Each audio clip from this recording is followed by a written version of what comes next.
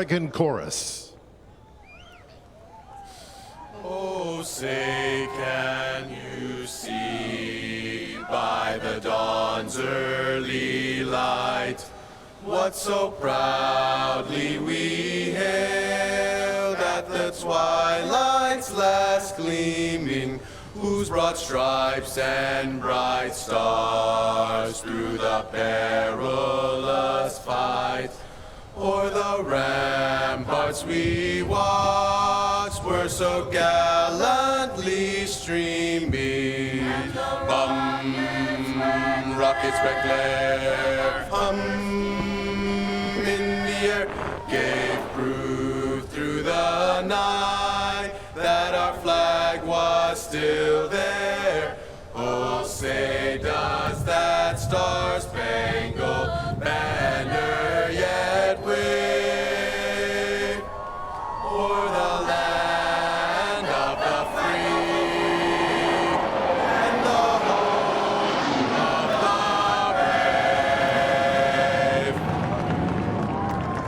brave? Let's hear it one more time for the More than 6,000 active military members, along with family and friends in attendance. They are here for this special race on this weekend of remembrance.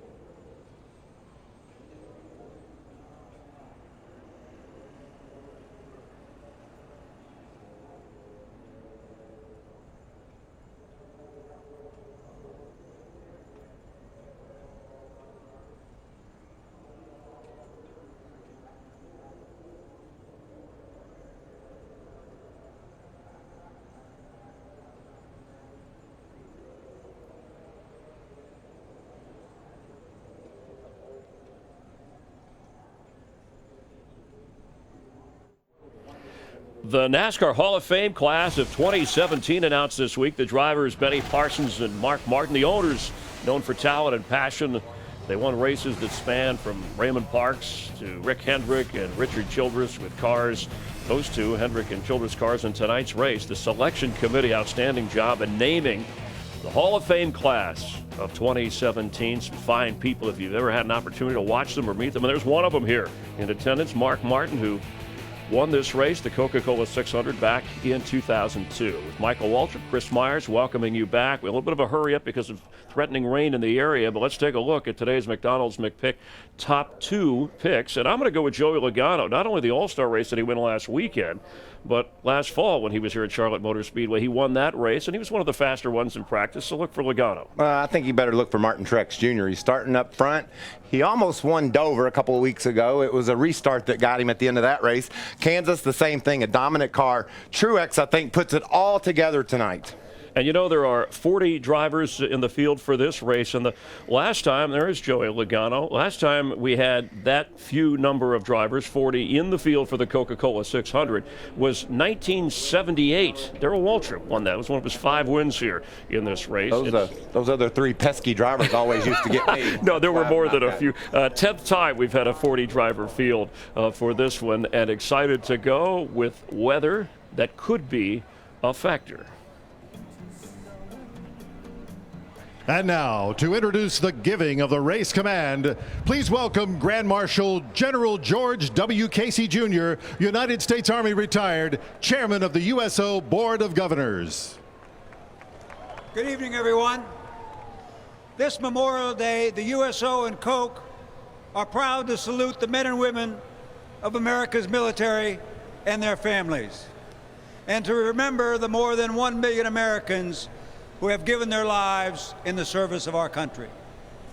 Behind me are 75 service members and USO volunteers holding the USO flag to commemorate 75 years of the USO strengthening the men and women of our armed forces by keeping them connected to family, home, and country throughout their service. So now, in honor of the many sacrifices that the men and women of our armed forces and their families make, please join us in saying the most famous words in motorsports. Drivers, Start your engines! thank you.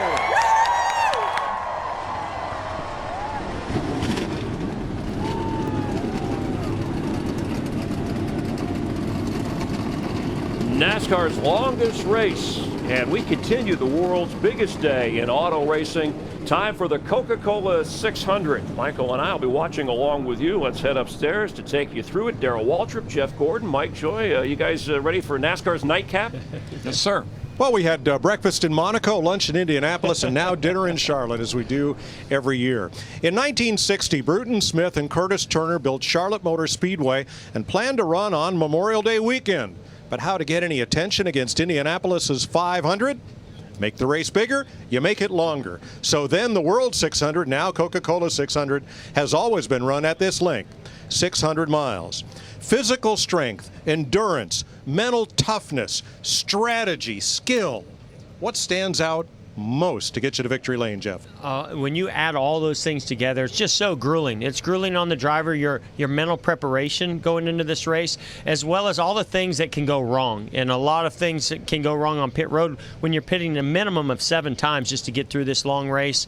The track conditions are going to change throughout each 100 miles in this race. And then it's that final 100 miles. How do you get it done in those final 100 miles? Now, Jeff has 3 victories in the 600. Darrell has 5, more than any driver in history. And our crew chief, Larry Mack, has 1. So I left out one component, saved it for you, emotion. Yeah, you have to control your emotions. That's something I see these young drivers struggle with. The veterans don't seem to have that problem. Jimmy Johnson, Kevin Harvick, some of the guys that have been here for a while. But these young guys like Kyle Larson, Chase Elliott, Ryan Blaney, they got to be able to control those emotions. You need to play with emotion, but don't let emotion play with you. And that's something these drivers have to learn. And as we go through the night, if we're racing the rain, boy, that's going to be entertaining if you never know which lap might be the last lap. Crew Chief Tony Gibson among those.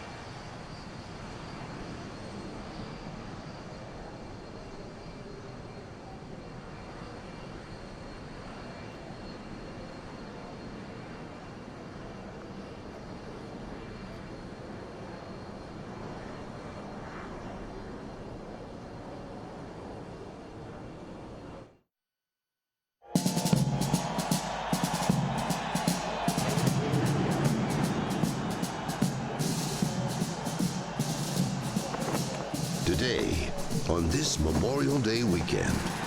The drivers of NASCAR proudly race in honor of the courageous men and women of our military. The 600-mile grind is the toughest test the sport has to offer. It's the Coca-Cola 600 on Fox. On the weekend of our most solemn holiday, we are ready to race in Concord, North Carolina, northeast of Charlotte. In stock car racing's longest night, the Coca-Cola 600.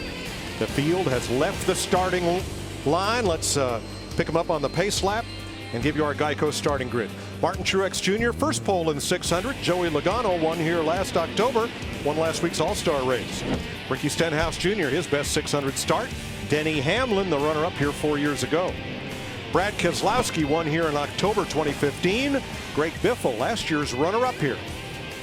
Jimmy Johnson, a 4-time 600 winner, and Kevin Harvick, a 2-time 600 winner. Very strong fourth row. Carl Edwards, the defending champ of the 600, and Trevor Bayne, top 10 in 3 of his last 5 starts. Paul Menard, best 600 finish, is 8th twice, and Chase Elliott, the number 24, went to victory lane for the first time in Sprint Cup today back in 1994. All right, let's dial up Tony Stewart. Hey, Tony, this is Jeff Gordon up in the Fox Sports booth. You got me?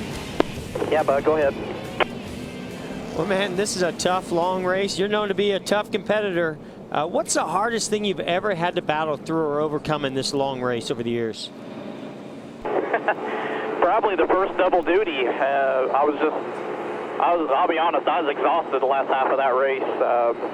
You know, it's a long day at Indianapolis, 500 miles, and then 600 miles here, but we don't have to worry about that tonight. You know how this deal is. It's, you know, it's been sunny most of the day here, so it's got a lot of heat in the track right now, and this track is very temperature sensitive, so it's all about you know, making sure that your car is doing what you need it to do at the end of the night, not what it does at the beginning of the night here, and it will change quite a bit. You know, it's hard for all of us to believe this is your last 600 here at Charlotte. Are these types of significant moments starting to sink in yet? Yeah, especially when we go down the backstretch and we see that banner they got down the back here. It's the little moments like that that are starting to creep in, that are starting to remind me that it's you know, that we're about 6 months away from this. But I'm going to try to do what you did last year. You set the benchmark on having fun your last year. Yeah, well, you know, it's a lot more fun when you're up front winning and leading these laps. So good luck. Yeah, we're going to try to do that, bud. Thanks, man. Boy, I like seeing a smile on his face. Tony Stewart about to start his final Coca-Cola 600. Get some late-breaking stories from pit road beginning in the upper left of our 4-box. Jamie Little.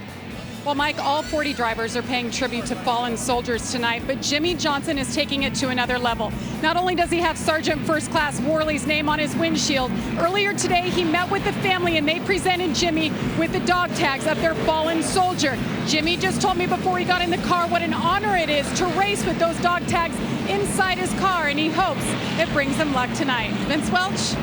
Well, by this time last year, Kurt Busch had already won a race, but this season he's still searching. It's not that they haven't been good enough. He leads the series in top 10s, and he's posted back-to-back top 5s. It's been frustrating, and Kurt hasn't shied away from shouldering much of that blame. But the team tells me they're turning that frustration to motivation. They know their time is coming, and they believe that time could be tonight. Matt Yoakum. Vince, we saw a rookie make headlines earlier today up at the Indy 500. We could see that here tonight in Charlotte. Ryan Blaney, he continues to impress. 5th place at Kansas, and the Wood brothers love the fact he's got impressive car control, awareness of what takes place around him, being able to see much farther down the racetrack, but the biggest thing of all, patience. That should be a huge advantage, Chris Neville, with 600 miles ahead. Well, the first 10 races this year have been nothing but frustration for Kyle Larson. But the last 2 races, this team has turned the corner. He led 85 laps at Dover and almost got his first win. Now he's at a racetrack where he can search for grip both high and low. Tonight, he's got high expectations. Larry? Chris, it's a long race. There'll be a lot of adjustments and a lot of pit stops. Now let's take a look at our race analysis. 400 laps, 600 miles, pit road speed 45 miles per hour, the fuel window 50 to 56 laps, the grip level of 4 but going to a 5 with this racetrack late in the race. Matt DiBenedetto, Tony Stewart to the rear, and a competition caution, Mike, at lap 25. There's your pace car for tonight's race. The 2016 Toyota Camry XSE leads the field. Captain Rowland up there on the windshield header, remembering him. The pace car is in, and we're ready to race. Mike, it's an honor to be able to start this 600-mile race here on Memorial Day. Boogity, boogity, boogity. Let's go racing for those that made the ultimate sacrifice, boys.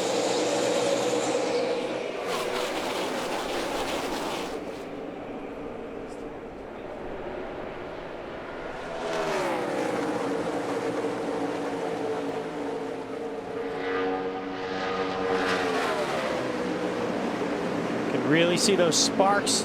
Air pressures are low on these tires in those first couple of laps, so you're going to see a lot of that here. Truex to lead lap 1. Hamlin underneath Logano for second. I really thought Logano, the way he was battling the 78 of Mark Truex Jr. in that first corner, he was going to fight really hard to get that lead, but it didn't work out, and it just shows the strength of Mark Truex Jr. Yeah, that 78 car, he's been the fastest in practice, and he's got a car that he is setting the sail in, guys. Second still. Quite even at the stripe. Give it to Logano by not quite a car length. Yeah, I think it's going to clear him right here going into 1. Now he's going to move down and take a little air off the 11 of Denny Hamlin, see if he can't start making a charge back to the front on Martin Truex. Kevin Harvick, 6th place against Ricky Stenhouse. And here comes Carl Edwards. Ford up top, Chevy Toyota on the bottom. See, that Carl was smart there. I mean, they got a long way to go, man. It's a 400-lap race. He didn't charge in there and take that position away. He backed off. He's playing it cautious, and all these drivers are right now. Got a long way to go. DW, this is one of the cooler track temperatures at the start of this race that I've seen in a long time, so I don't know if that top groove is going to be as good right now as we've seen it in the past. It looks like drivers are really sliding around up there. We'll know here in a minute when the 42. We'll find out when Larson goes up there if it's any good or not. 14th place, Ryan Blaney in the 21 underneath Trevor Bayne in the 6th along with Ryan Newman. And here comes Carl making the move underneath Stenhouse. The 19 will take 7th place. Got a good feeling about Carl tonight. I just think that car's been running good. Carl's doing a great job in a long race like this, right in his wheelhouse.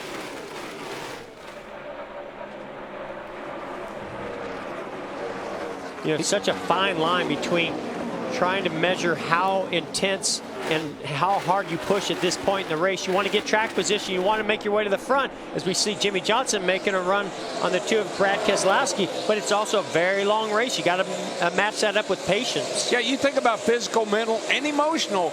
Carl Edwards, he fills the bill in every one of those. Jimmie Johnson side by side with Keselowski down the backstretch. Battle for 4th.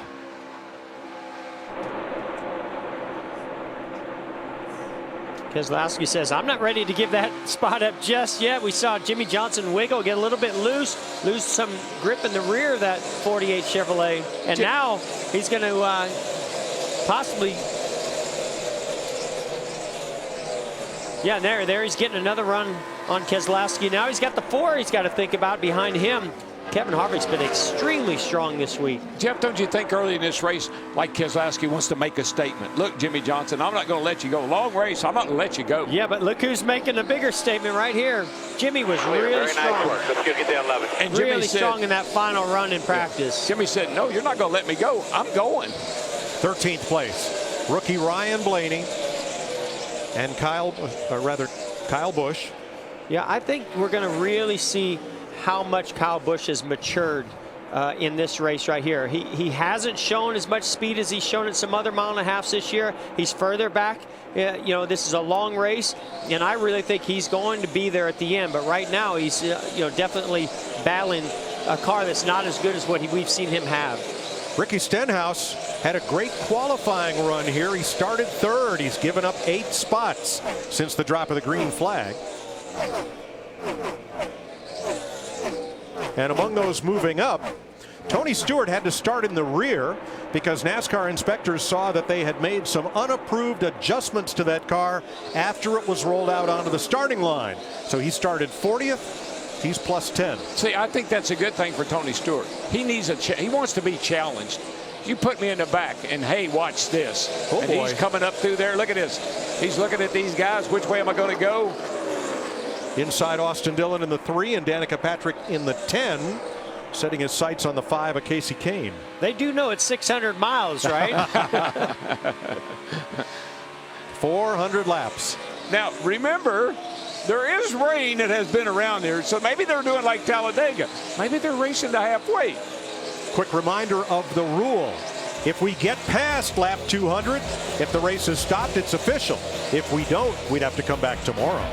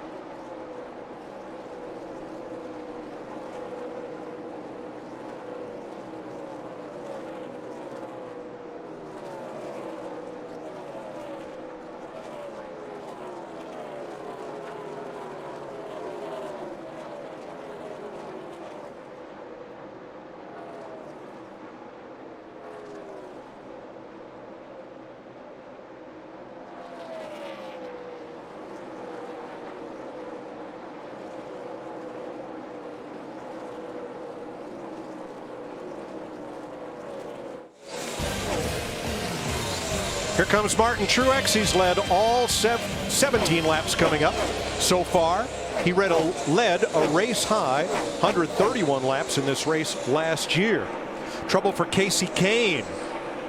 Watch the rear of the car. Yeah, you'll see right here the thing kind of, watch this white smoke fly off from under. Jeff, what do you think happened there? Well, I think the right front tire went down, and that's the splitter touching the racetrack as the air was coming out of the right front tire. You see it kind of does the same thing. He's down on the inner liner now, and you can see that same white smoke coming out from under the car.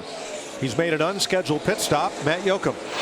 Mike Joy, Goodyear engineers, and crew chief Keith Rodden had looked at that right front. It appears at this point that there's a rub inside that rubbed a hole into the inside sidewall of that right front tire on the 5. They're talking about it now. Helmets are on, looking at when we have that competition caution pulling off that right front to see what it could be. You know, it could be a sway bar arm. Those sway bar arms are right out next to the tires. If you don't get that thing up in there far enough, it'll get over and rub on that sidewall and cut that tire down. If that's the case, it could do it again, right, Larry? Yeah, absolutely. They're going to have to find out what's rubbing. The good news is, to Matt Yoakum's point, we have that caution coming here in about 5, 6, 7 laps. Because of rain this morning and a green racetrack, NASCAR told the teams in the drivers' meeting there would be a competition yellow at lap 25 to check tire wear. It's the coolest it's been all week. The track temperature only 97. We practiced in temps as high as 135 track temperature earlier this weekend. Oh, this is a driver's delight now, Mike. The temps are down. It's overcast. The track's got a lot of grip. Good drive. This is good racing weather right here. And Jimmie Johnson is on the move. He is driven away from Denny Hamlin. Now 2.4 seconds off the lead and 1 second behind Joey Logano. He was the highest starting Chevrolet in this race, 7th at the green flag. When you give Jimmie Johnson a race car like he has right here and you come to Charlotte Motor Speedway, watch out. So that 78 car and the 22 have been really, really good of Logano and Truex, but Jimmie Johnson's going to have something to say about that before this thing's over. 4 wins in 14 starts, 7 top 10s. Now he's led 1,735 laps over here in 29 starts. Pretty impressive. I'd say he likes this place. And that doesn't count the fall race. If you add up all of Jimmie Johnson's Charlotte wins, there's only 65 drivers in the history of NASCAR that have more total wins than Jimmie has here at Charlotte. Now the only thing working against them, Mike, is their pit selection. They had a penalty, for inspection yesterday or going through for qualifying. That cost them the ability to pick their pit stall when they would have by qualifying 7th. They had to pick at the tail. And what that ended up doing was putting him between the 14 of Tony Stewart and the 95 of McDowell. That could come into play when we know how many pit stops are being made in this race. We mentioned Tony Stewart's march from the back. He's up 14 positions from the start. Jamie. And I just talked to his crew chief, Mike Bugaravich, and asked what exactly happened when they pushed that car out on the grid. And he said the right rear quarter panel was pulled out by one of the crew members. NASCAR saw it, they didn't like it, and that's why they penalized Smoke and put him back in 39th position. But Tony right now saying the car isn't too bad, just a little bit loose overall. You know, there's so many crew members pushing these cars out on the pit road that a lot of times NASCAR doesn't have enough officials to be able to watch that, and these crew members will try to take advantage of that. It's hard for you not to want to fix that car up and make it just a little bit better for your driver. That one unfortunately caught him. 120 degrees inside that race car. It was 80-something on the grid before they fired the engines. Somebody needs to explain to these guys they have surveillance cameras that they're watching them with all the time. And I think you're right, DW. I think that's exactly how they may have caught that. I bet NASCAR reviewed the video before the race started and saw that that had happened. Eyes in the sky. Now, Ricky Stenhouse started 3rd, dropped back to 11th, but Vince, he's kind of settled there. Well, you've got the competition caution coming out right now, and for Stenhouse, it's going to be an opportunity to make an adjustment way too tight to start this race for the 17. Heard one of the spotters or crew chief ask about your temps. This is a good time to either add or take some tape off. Let's talk about Kasey Kahne and the situation they're in. The leader continues to put drivers down a lap. They have about 12 laps on these tires. I know they'd love to come in, figure out what's rubbing, but I think the only prayer they have, this is the only caution we know it's going to happen, and when it's going to happen, I think they have to take the wave around right here and get one of those laps back. Well, wouldn't you say all except for the 5 car? I don't see how they can possibly stay out with knowing that there's something possibly rubbing that right front. Do you? But they're never going to get 2 laps back because they just keep putting too many drivers a lap down. It's a box they're in, but I think they have to take a chance here. I just think he got lucky by not getting into the wall that time because it happened off the corner and on the straightaway. I wouldn't want to take that risk a second time. No, I wouldn't either. I'd have to come in and, I don't want to be the caution. And if something's rubbing, you're going to be a caution. But I agree with Larry. All the rest of them, I think that they're going to have to risk and take that wave around. Yeah, you've got all night. You got all night to get back on the lead lap. That's true. It is 600 miles if the rain doesn't come. Pit road is open. Josh Wise will get the free pass on this, the first caution, carrying the name of Staff Sergeant Robert Massarelli of the U.S. Army on the windshield header. Cousin to the daughter-in-law of Crew Chief Dave Fuge, age 32. He was lost in Afghanistan in 2012. Jamie. Well, word in the garage today was the 48 of Jimmie Johnson was going to be the car to beat, and Jimmie so far happy with it. Little loose on the bottom, snug as he moves up. A 4-tire stop is the call by Chad Canales, Vince. The 11 car of Denny Hamlin, your Daytona 500 winner, says it's just a little too tight on max load as he enters in and settles. It's going to be an air pressure adjustment and 4 tires. Matt? Cole Perrin, because his car won the pole, chose pit stall 1. Joey Logano pits right behind him, the 22. Logano's car was tight. Air pressure change for him. The 78, his car was tight, but it began to free up. Air pressure for the 78 of Truex. Race off pit road, close at the line. Martin Truex over Joey Logano and Denny Hamlin. Meanwhile, Keselowski, Johnson, and Edwards all fired out of their pits at the same time, and that was close. We're under the first caution of the night in Charlotte.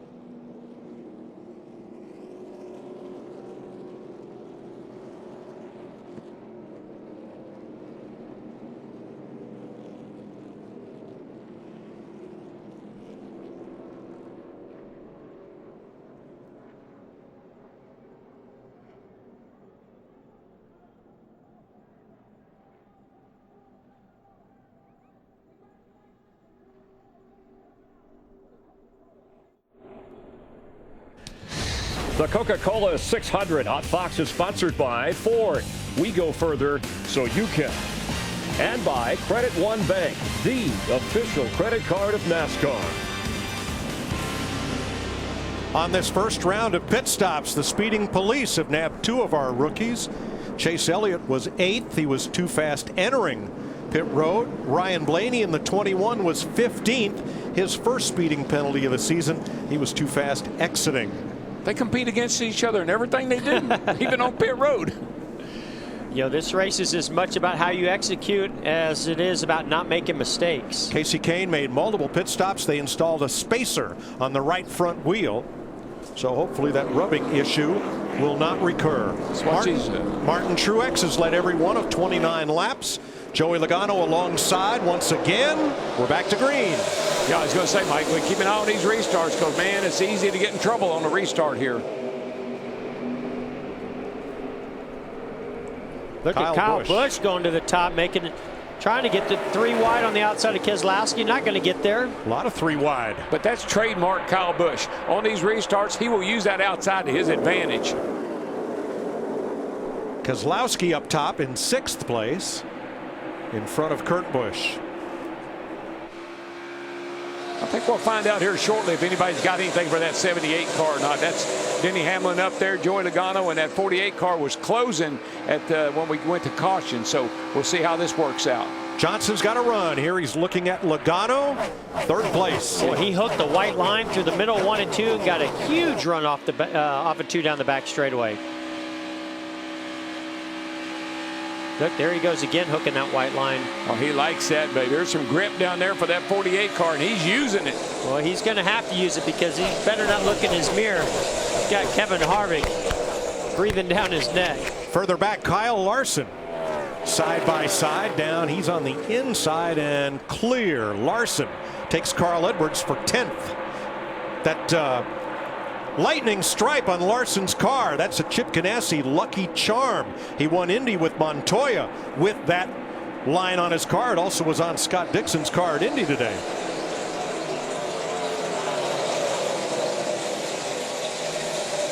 Watch the 21 of Blaney. Right on the bottom. See, he hooks that white line. There's a little bit of grip there with the left front. Steps the back end out. That's nothing for a kid like Blaney. He's used to running sideways like that all the time. Well, when you make a mistake as a driver, you want to try to overcome that. You want to go out there and try to get back what you lost. 2nd place, you're riding with Joey Logano, the Sprint All-Star Race winner 8 days ago, battling Denny Hamlin for 2nd. Jimmy Johnson has lost 4th to Kevin Harvick. Yeah, that 4 car, he looks like he might have a little something for these leaders. He's closing up. He was so fast in the All-Star race last weekend. I mean, nobody could touch the times that he was laying down in that race. So I'm curious to see if he can back that up. This is the same race car that he had then. 3 wide. 3 wide. Tony Stewart on the outside of Trevor Bayne in the 6 and Austin Dillon in the 3. I tell you, that Tony Stewart, he's going somewhere, man. He's catching them and passing them. He isn't waiting on them.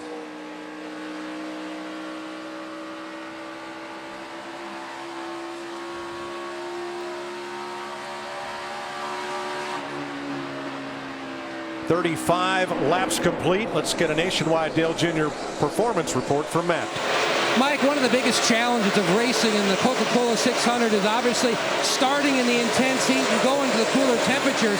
That's an advantage typically for Dale Earnhardt Jr., especially in this event, because he knows how to save his tires, especially we have give up with the tires that we have here, but with the cooler temperatures. A lot more grip. Right now, though, the balance is pretty neutral. Greg Ives is pleased. He came in 17th. Right now, he runs in 16th, just methodically trying to work their way to the front. Mike, we saw laps in practice yesterday. Remember, they were up in the 32nd bracket. Right now, we're running 29:33. So this track's about a second faster tonight than it was yesterday afternoon in practice. Well, the interesting thing there, DW, is these aren't conditions that they've had all weekend long. Track's been hot and slick every time they've been on track. So you got to believe there's going to be some adjustments that these crew chiefs are going to have to make on these race cars or inside the car with the track bar adjuster as a driver. Yeah, I think this track's an extremist. I mean, when it's hot, it's as hot and slick as anything we run on. When it's cool, max grip. Chris Neville. Mike, Kyle Larson up 14 spots since the start. Talking with crew chief Chad Johnston, he said we just missed it in qualifying, something that's happened way too many times this year, but in final practice we worked on old tires and he was really happy with the pace. Built a lot of adjustability in this car. He said for a long race like this, I like that window be about 30% larger. Jamie? Carl Edwards won this race last year and said it was the biggest race of his career. Biggest race win, no doubt. I talked to his crew chief Dave Rogers and he wasn't sure what the track was going to do tonight. He was hoping that it was going to free up because that's what they built into the car, and sure enough, that's exactly what this race car is doing, freeing up just a little bit. They went down on air pressure in the right rear tire and a 4-tire stop for Carl. Carl restarted 6th. He is now 11th. Biggest movers since the restart. Look on the right of your screen. There's Ryan Blaney. He and Chase Elliott served those penalties.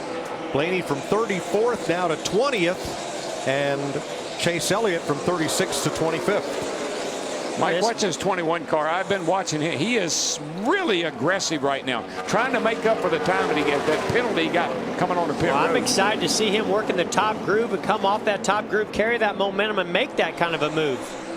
We have softer tires than ever before here at Charlotte. Can a driver be too aggressive and use them up? Oh, yeah, certainly. for sure.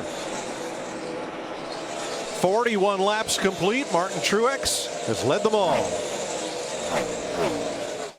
You're watching the Coca-Cola 600 on Fox.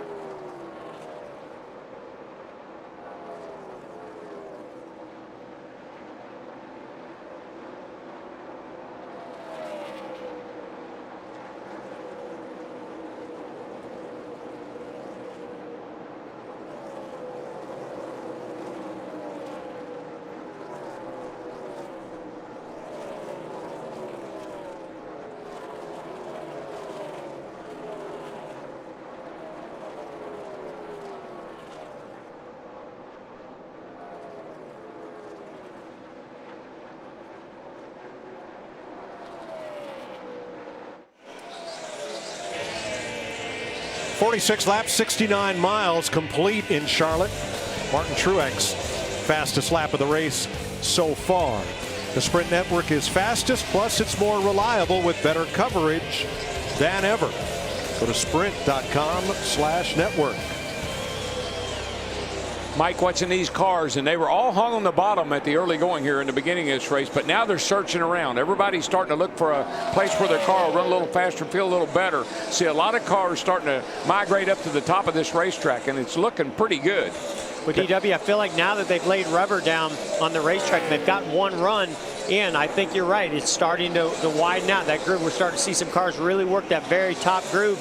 I like that. That's what we've been waiting for and what we've needed, and Goodyear's brought a tire that can do that. Yeah, I noticed Kyle Larson, which we know he likes to run up against that wall. He was on the bottom, but now he's moved up quite a bit and starting to go somewhere like this 4 car is. Well, 5th place now. Jimmie Johnson got past Harvick, and now Keselowski trying, not going to make it.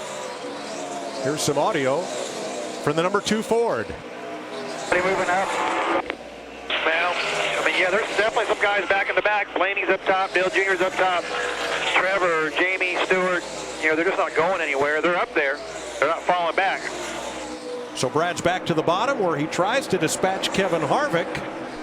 Not this time. Harvick gets a good launch off turn 4. Vince Now the 4 of Kevin Harvick, they had some issues before they even hit the track today. Their transmission was leaking. They had to change out a seal this morning. Then they didn't like the sound of their gear cooler fans, so they even changed those out. Not huge issues, but just things you don't want to have to deal with on race morning. So they were moving around a little bit extra this afternoon, getting ready for this one. But so far, the car's pretty good for Kevin Harvick. But Vince, that's that checklist. It's about a mile long that these crew chiefs and teams go through to get these cars ready to race. And they caught a couple of things there probably that were on the checklist. Now, we talked about Kasey Kahne having to make an unscheduled pit stop. For more on that, here's Matt. Mike, they're still concerned on the 5 of Kasey Kahne. I spoke with crew chief Keith Rodden and then also Kenny Francis. Both believe, not 100% sure, but they both believe it's the ball joint which is rubbing the shoulder and sidewall of that right front. They had to make a suspension adjustment in that right front before going through inspection. Kasey says something still does not feel right. Well, yeah, after you've had that happen and they've explained to you what was rubbing on the right front tire, what they believe was rubbing on the right front tire, you're going to be nervous for an entire 600 miles. The only way that can happen, Mike, Jeff, is if the spindle is a little longer than maybe normal you'd run over there. You've extended that spindle where the ball joint is. It'll put it closer to the inside of that tire. And that's just some setup that they like to run. Jimmie Johnson lapping past Jeffrey Earnhardt and closing on Joey Logano for third. Now they're about 3.5 seconds behind race leader Martin Truex, who has checked out once again. Ryan Blaney against A.J. Allmendinger for 17th. So Blaney's come halfway through the field from his penalty. I think you're right, too. I think that 21 has slowed down a little bit. I think he may have used up his stuff. Here's somebody that hasn't slowed down, just keeps getting better as the run goes on. That's the 48 of the Lowe's Chevrolet of Jimmie Johnson. Yeah, I think that 48 is a really good long-run car. We're seeing that thing really start to work. Matt?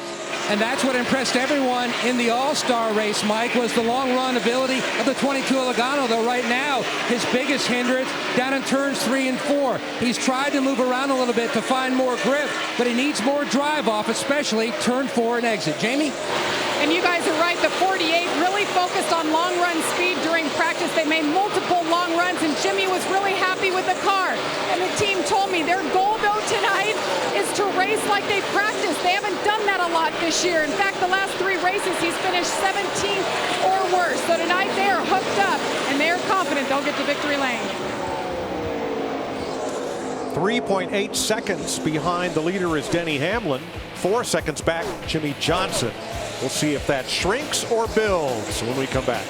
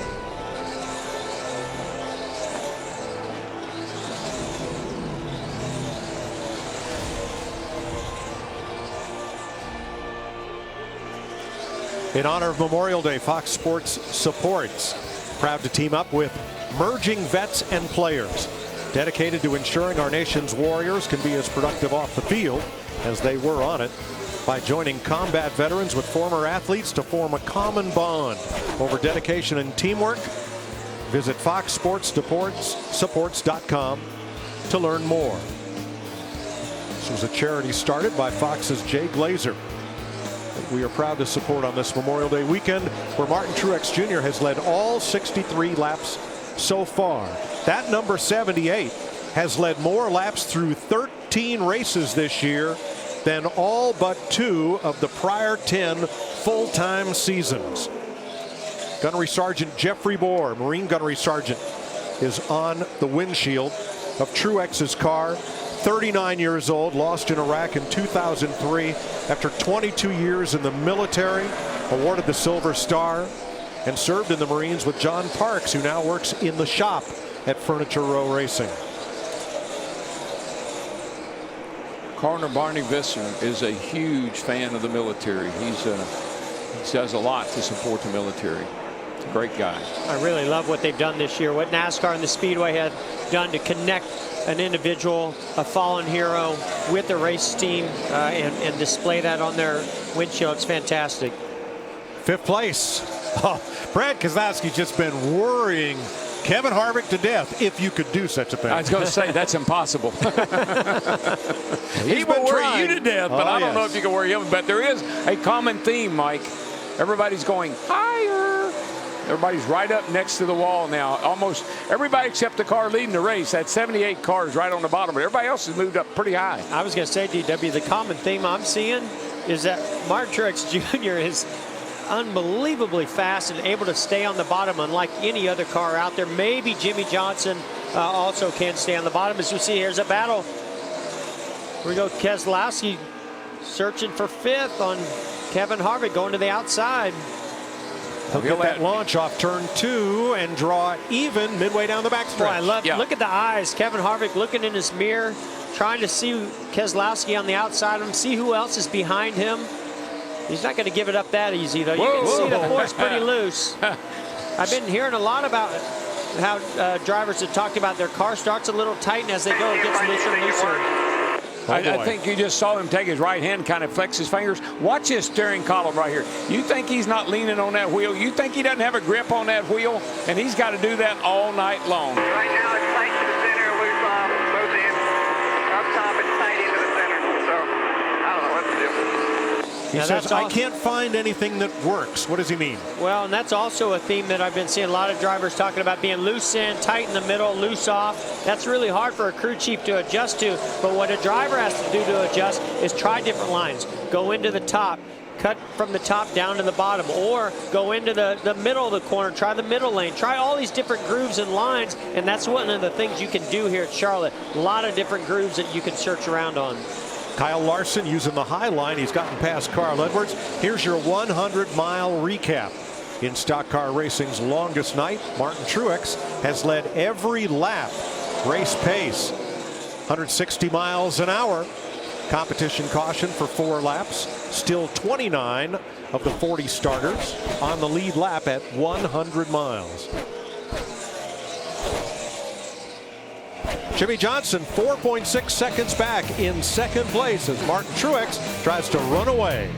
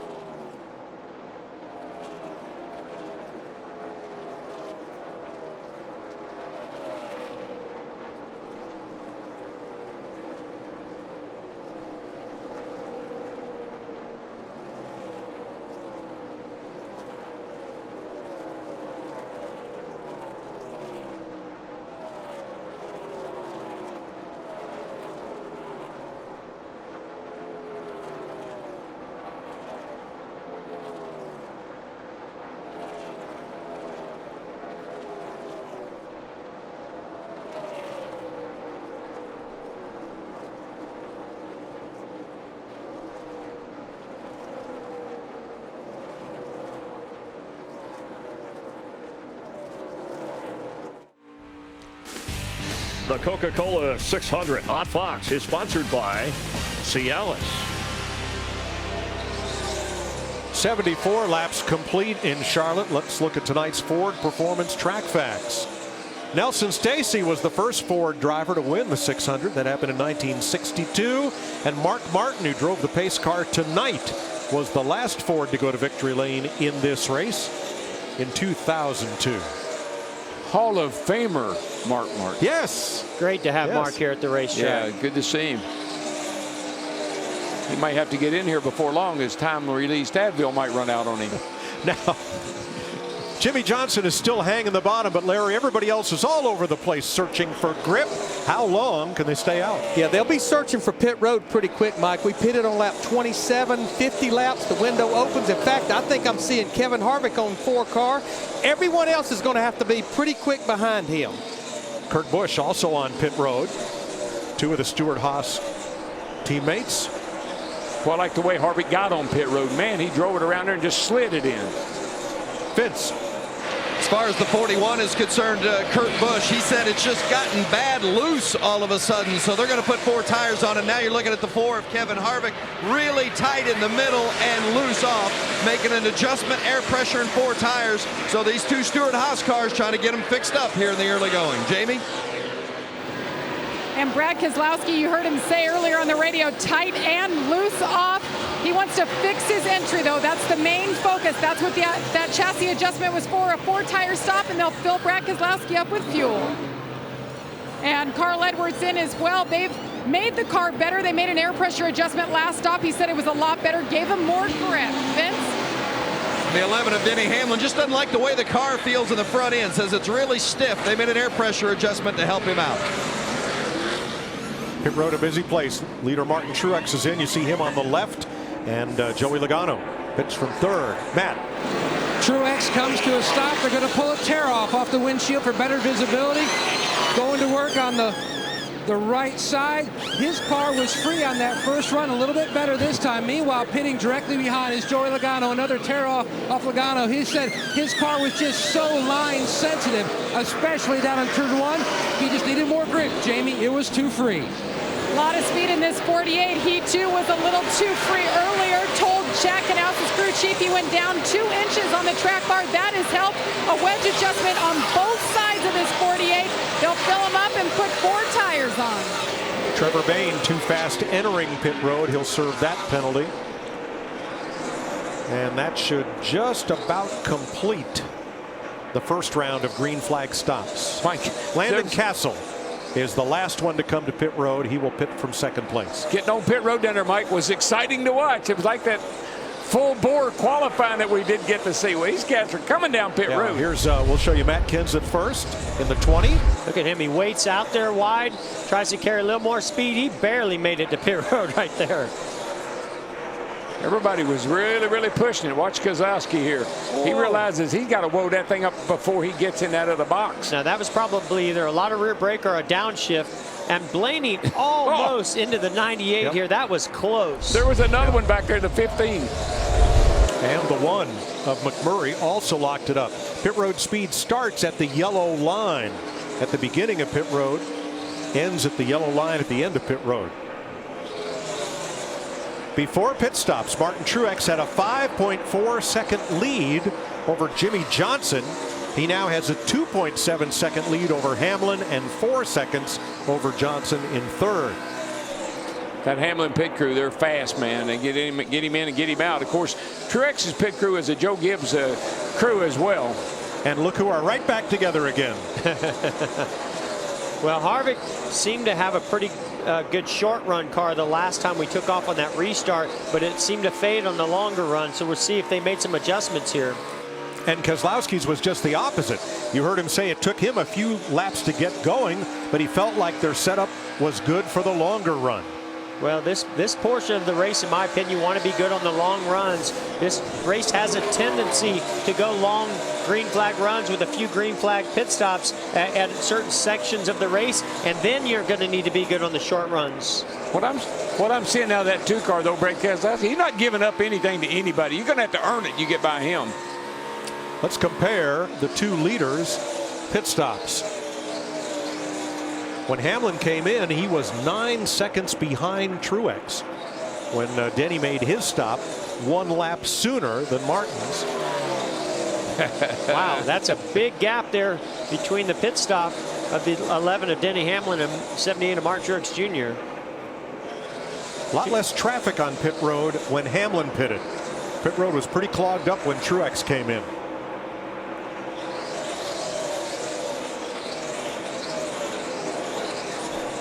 "83 laps complete. Jimmie Johnson led 2 during the green flag pit stops. Otherwise, it's been all Truex. You're watching Fox NASCAR.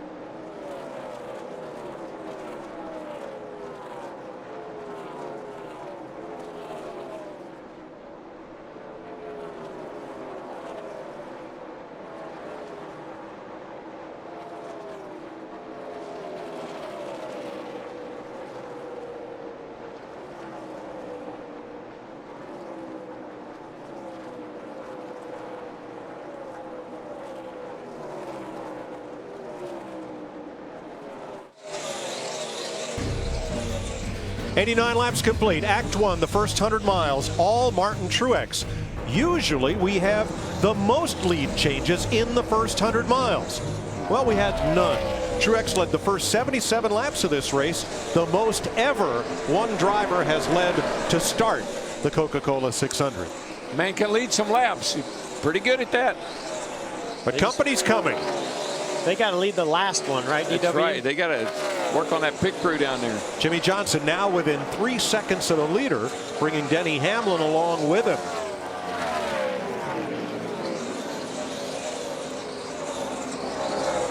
Now, for more on that first round of green flag pit stops, let's look at the Advance Auto Parts pit performance with Larry.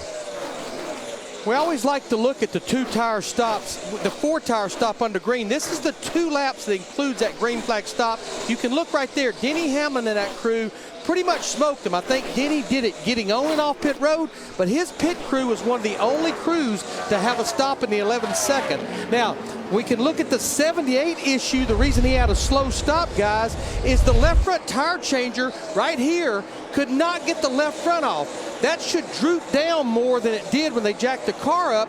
He couldn't get the left front off, and that's the reason that pit stop was over 16 seconds.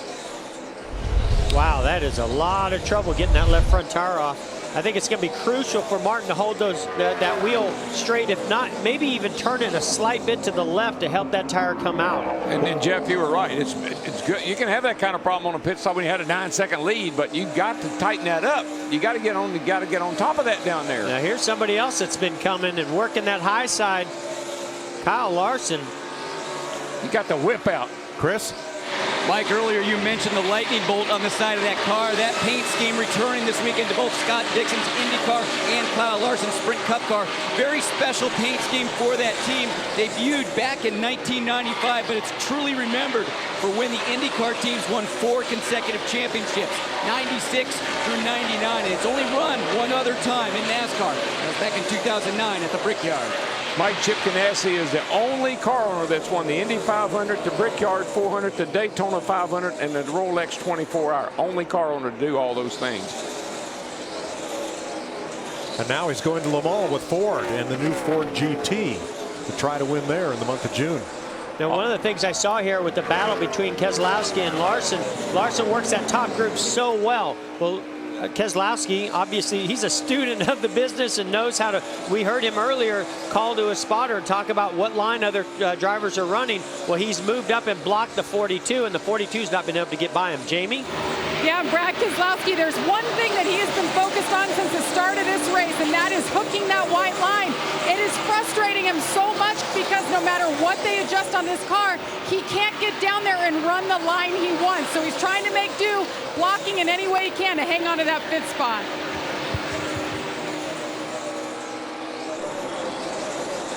Let's have a look at our rookie running order. Chase Elliott has overcome the penalty for speeding on pit road. So is Ryan Blaney, 18th and 21st. Brian Scott, 1 spot back, 22nd. Chris Buescher and Jeffrey Earnhardt. Mike, the 21 is in jeopardy of going a lap down. Our leader's not too far behind him. He's not on him yet, but he's closing up pretty fast. And you know, the 21 of Blaney has been putting some good lap times together. We saw him really do a great job getting through traffic on that last restart that we had after the caution. But this just goes to show you how fast the 78 of Martin Truex Jr. is. I mean, Blaney has a few laps. If he can put together some great laps and get through traffic a little bit better, Truex still has 1 or 2 cars in between him. He can prolong that time before he may go a lap down. Jeff, when I'm driving, always use the start-finish line as my reference point. If I'm Ryan Blaney, when I cross the line, I want to know when the 78 crosses the line. I have a much better idea about where I am compared to where the leader is, rather than, oh, he's 3 or 4 seconds back. I can't compute that. Denny Hamlin in 3rd place, Vince, 5.5 seconds back. You know, throughout the course of the weekend in the practices, crew chief Mike Wheeler said Denny's car has just seemed to be better when it's been a little bit more on the tight side as compared to loose. Well, they've been on the tight side so far tonight, but he just hasn't had the feel in the front end that he's been looking for. Says it feels really stiff, so they've continued to work on it, but they're hoping that it continues to get better as the night wears on. We'll keep an eye on it. 100 laps complete, 150 miles next time by. As we remember those who have fallen in the service of our country, both at home and abroad.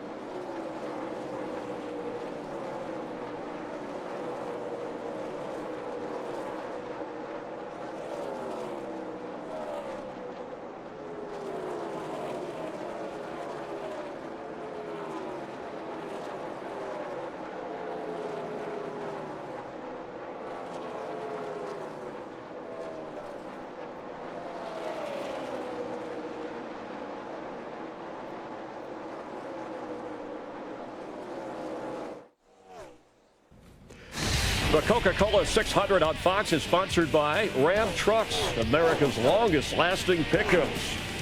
By Nationwide. Nationwide is on your side. And by Now You See Me Too. You won't believe their second act. In theaters June 10th. 105 laps complete. For every race day moment, there's the perfect song, and for every song, there's the perfect Coca-Cola. This summer, share a Coke and a song with friends, family, and fans at shareacoke.com. Here you go, pal.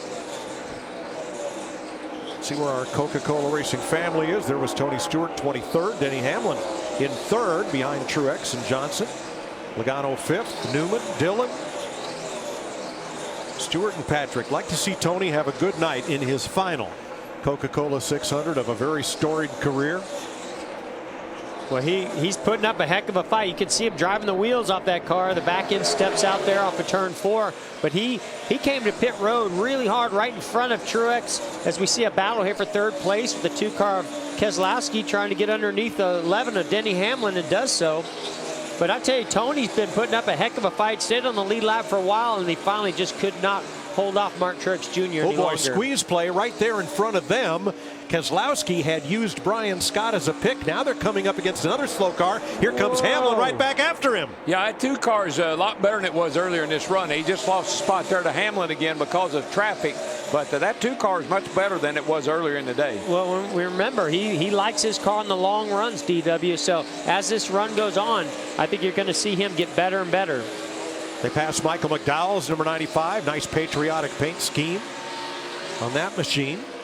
Tell you what, though, guys, while they're up there racing each other, fooling with traffic, that Kyle Larson in that 42 car is coming. He is high, wide, and handsome. If there's nobody running his line, he is putting down some killer laps. But now I will say, if somebody moves up there to block the air, he has a really hard time. He's going to have to figure out how to be more maneuverable and get that car to work in different lanes. Here goes Keselowski. Got another run on Denny Hamlin here. But nowhere to go, just in front.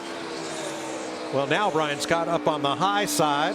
That provides an open lane for Brad on the bottom. Well, you heard Brad talk about hooking the white line. Yeah. Boy, when he doesn't hook that white line, it really costs him a lot of time. He just carried that thing into turn 3. I think he forgot to lift and went flying by Denny Hamlin. Now Hamlin has to fend off Logano. And does. The 11 is kind of Penske'd in right now. Yeah, good point. 2 Penske Fords surrounding the Joe Gibbs Toyota. Whoa. Hamlin's number 11. Easy, boys. Easy.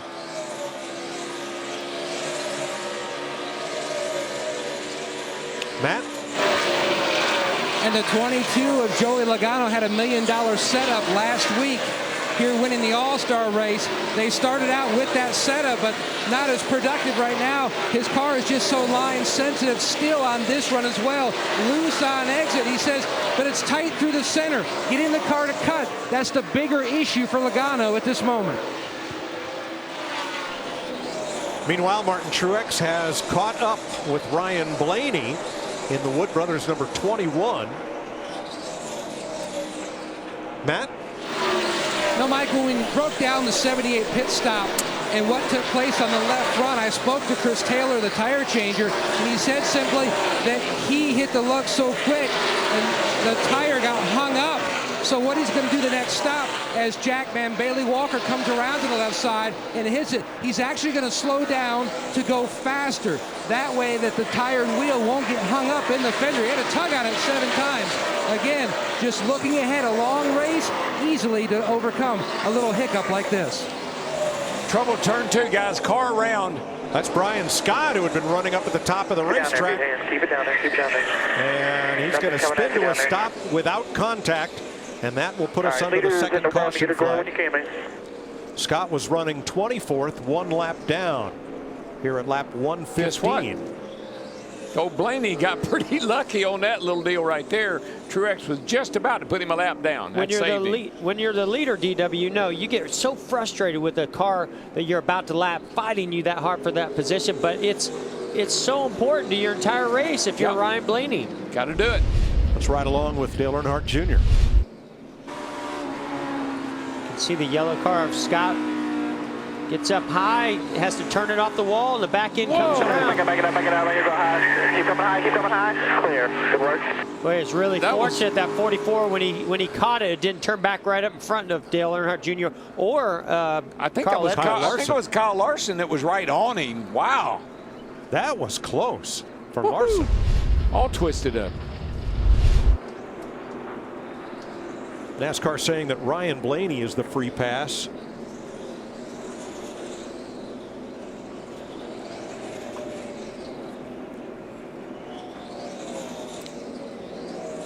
They're on Blaney's car on the windshield. Sharon Gunn, U.S. Navy from Virginia Beach, was just 22 when he died in a terrorist bombing February 1978 on board the USS Cole. Posthumously awarded a Purple Heart. Here's some Brad Keselowski audio. Takes a while to get going there, but when it does, it's really good, as you can tell. I get beat no matter what in the center. That's my weak spot. That late center.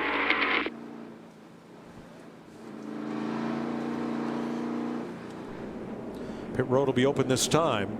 That caution ended 84 consecutive laps of green flag racing. And the free pass there to the 21. Jamie? And Jimmie Johnson pitting from the second place position says he's just a touch free. They're going to stay on top of it, make a small adjustment, a 4-tire stop here once again. Remember, they took a big swing at it. There's a wedge adjustment. Both sides again, a big adjustment for him. The two at Brad Keselowski wants help in the center. A 4-tire stop, air pressure adjustment. Matt.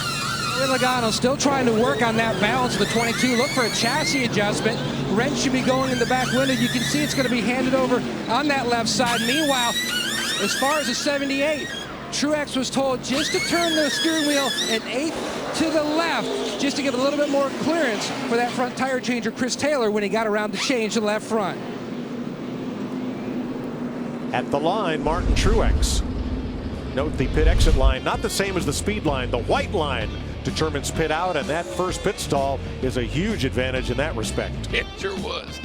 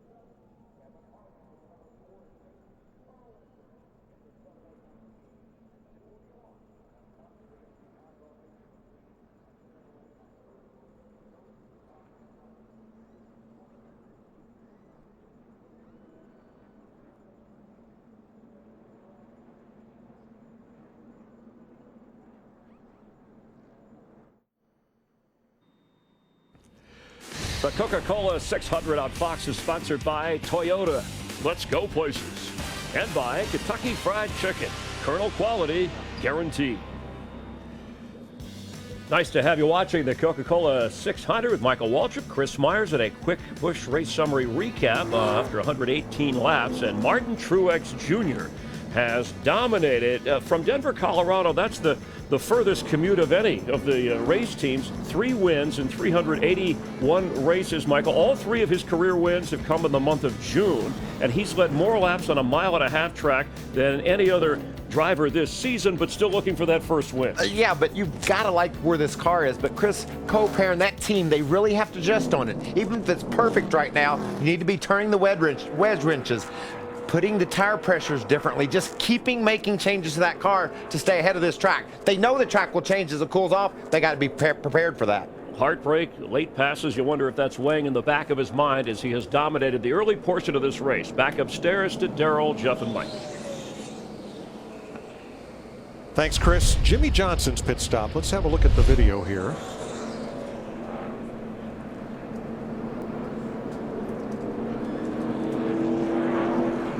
Four-tire change, slight chassis adjustment there on the right rear, and then the audio afterward. All right, but the reason I was telling you on that left front just to be cautious, we saw that chip pop out of the left front that time before. This was our first green flag stop.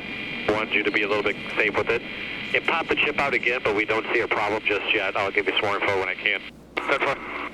So Larry, they're talking about that RFID chip that goes in all the tires. Can you tell us, what I know when they get lower on pressure and abuse the tire, it might pop it out. Would that cause any failure? We've heard of this before. It's been a long time, but yeah, it's a radio frequency ID chip that Goodyear NASCAR puts in where they can identify the tire with that race team. We've heard of this before, but it has been a while. Green flag, and Truex steps on it. He can't get away from Jimmie Johnson, though. Did you see that? He almost missed a shift. Yeah, the 78. I heard the 78 hit the chip, the rev chip, and he lost a lot of momentum as he was going from second to third gear. NASCAR has the restart under review. They must launch in the restart zone marked as they come into the quad oval, and the leader must be the first car to fire in that zone.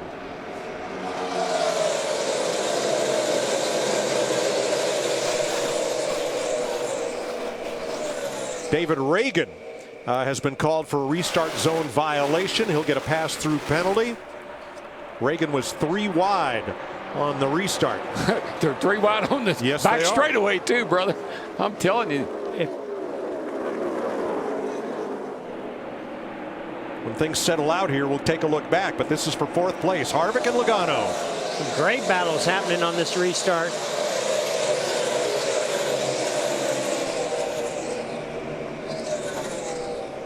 And now Hamlin side by side with a 41 of Kurt Busch. Hamlin to 7th. You're riding with Dale Jr. in 9th. He says, you want to take the bottom? That's okay. I'll take the top. Here he comes. Around the high side of Carl Edwards. There's somebody we haven't talked a whole lot about, Matt Kenseth, other than how hot he got to pit road that one time, locking up the tires. All right, we're single file. Let's go back to the restart and listen in on Martin Truex. Sorry about that. What the hell happened? Oh, good. He got a good push, too. Good recovery.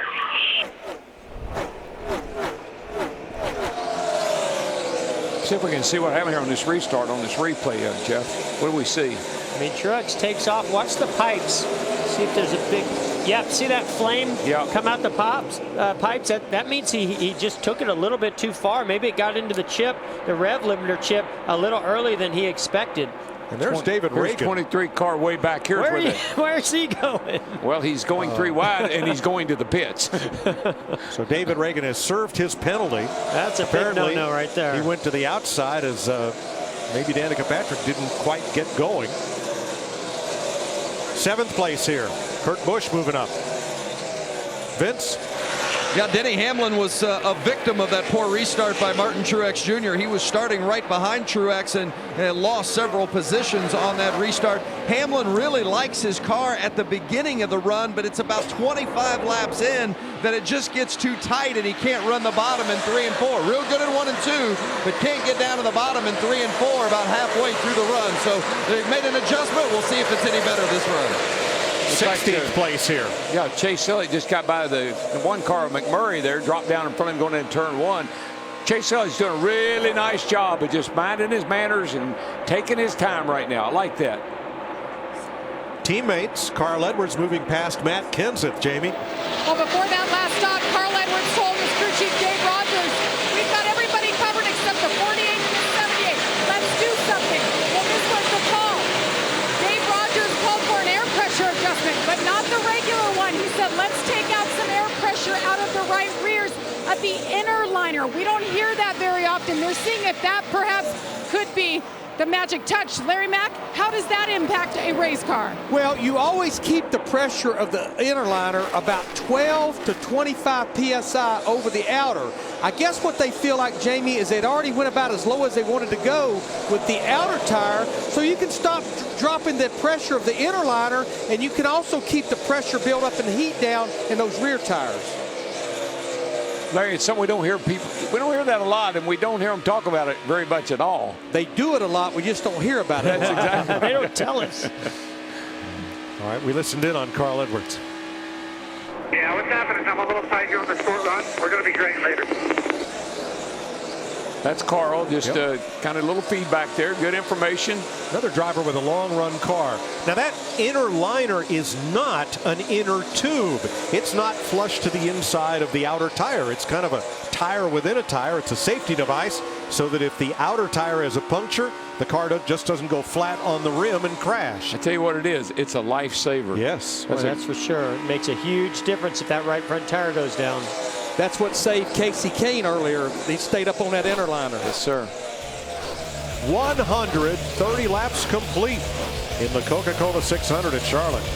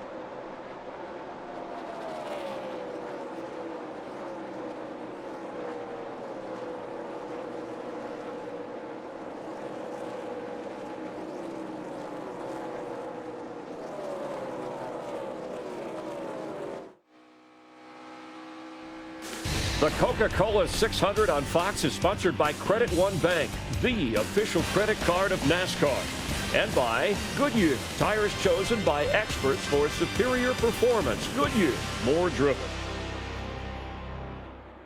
Welcome back to the Coca-Cola 600 on Fox.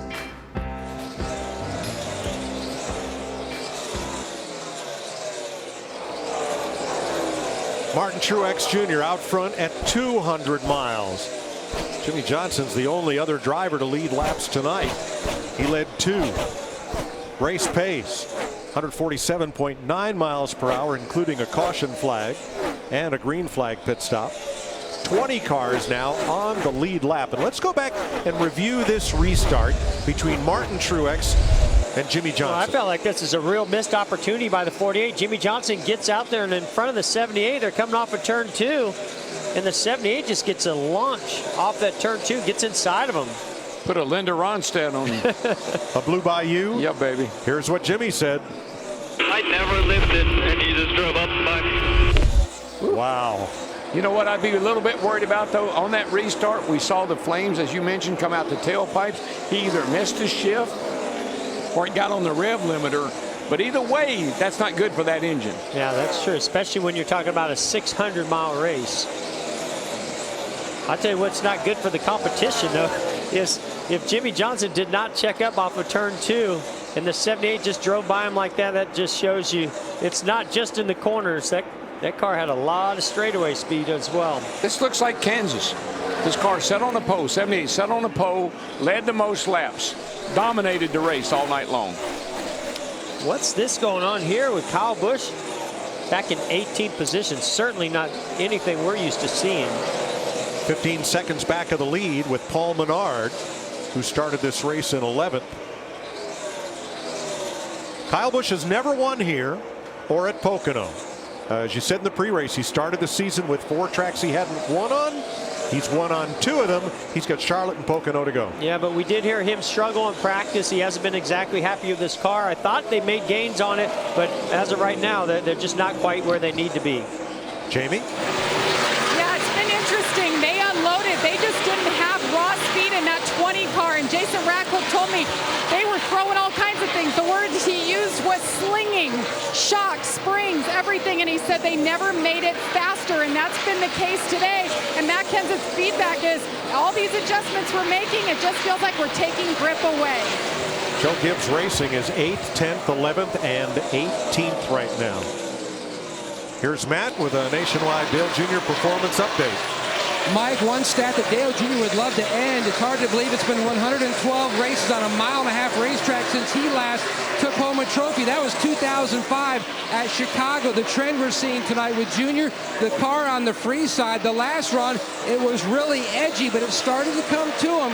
Greg, I've said you can build in a lot of adjustment, but the biggest adjustment is just trying to keep track position. That's what he's trying to do tonight for the 88. He runs at 9th. Well, up ahead of him at 5th, Harvick and Keselowski continue their battle. I give Brad a lot of credit for trying that off turn 4, but every time he does on the inside, the back end steps out and he's got to play toss and catch it. I think they're having fun. I mean, these two guys have been racing each other hard for a number of laps now. There he goes I just again, think they're having a lot of fun. You can see him catch it there again, had to check up. Harvick goes back ahead of him. Kurt Busch closing in. On the windshield header of Keselowski's number 2, Specialist Joseph Prentler of the U.S. Army was just age 20th when an explosion took his life in Afghanistan. He'd known since age 8 he wanted to go into the military. Vince. Well, you see Kevin Harvick running in that position in that battle with Brad Keselowski. This is the same exact car Kevin drove last week at the All-Star race, and it's a completely different design from the other 3 Stewart-Haas cars that are running here tonight. They really liked the speed it showed last week, and they were encouraged by it, really wanted it to come here this weekend and show itself, but they just haven't found it this weekend. Kevin says they just haven't been able to get the front end to turn the way they want to. And Mike, I'm serious. These guys are you want to run, you want to race somebody. You want to be in a race. You don't want to just ride around or you want to get in a race. They're having a pretty good battle right now. Well, I've seen a lot of these teams use that All-Star race as a test and bring maybe a better race car to the 600. That's what the Ford team was trying to do. Tony Stewart, 21st right now in his final 600.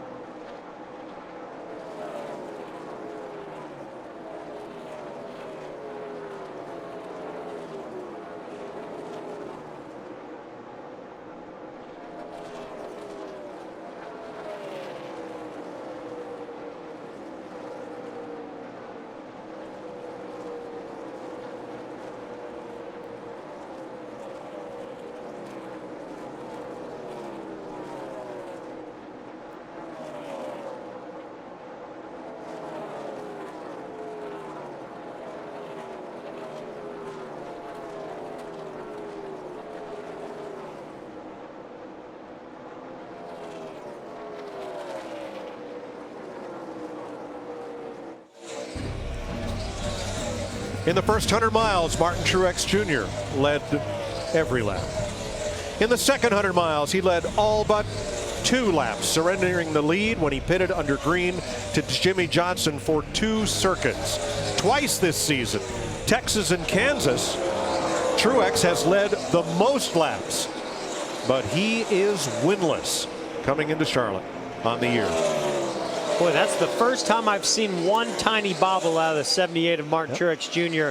Other than that, that car has been on rails. You know, Mike. Whoa, look at this. He just wiggled again down there. Is he having a problem, DW? I just felt like a minute ago I saw that 48 really close up in a hurry on the 78. I thought something was wrong with him, but then he picked it back up.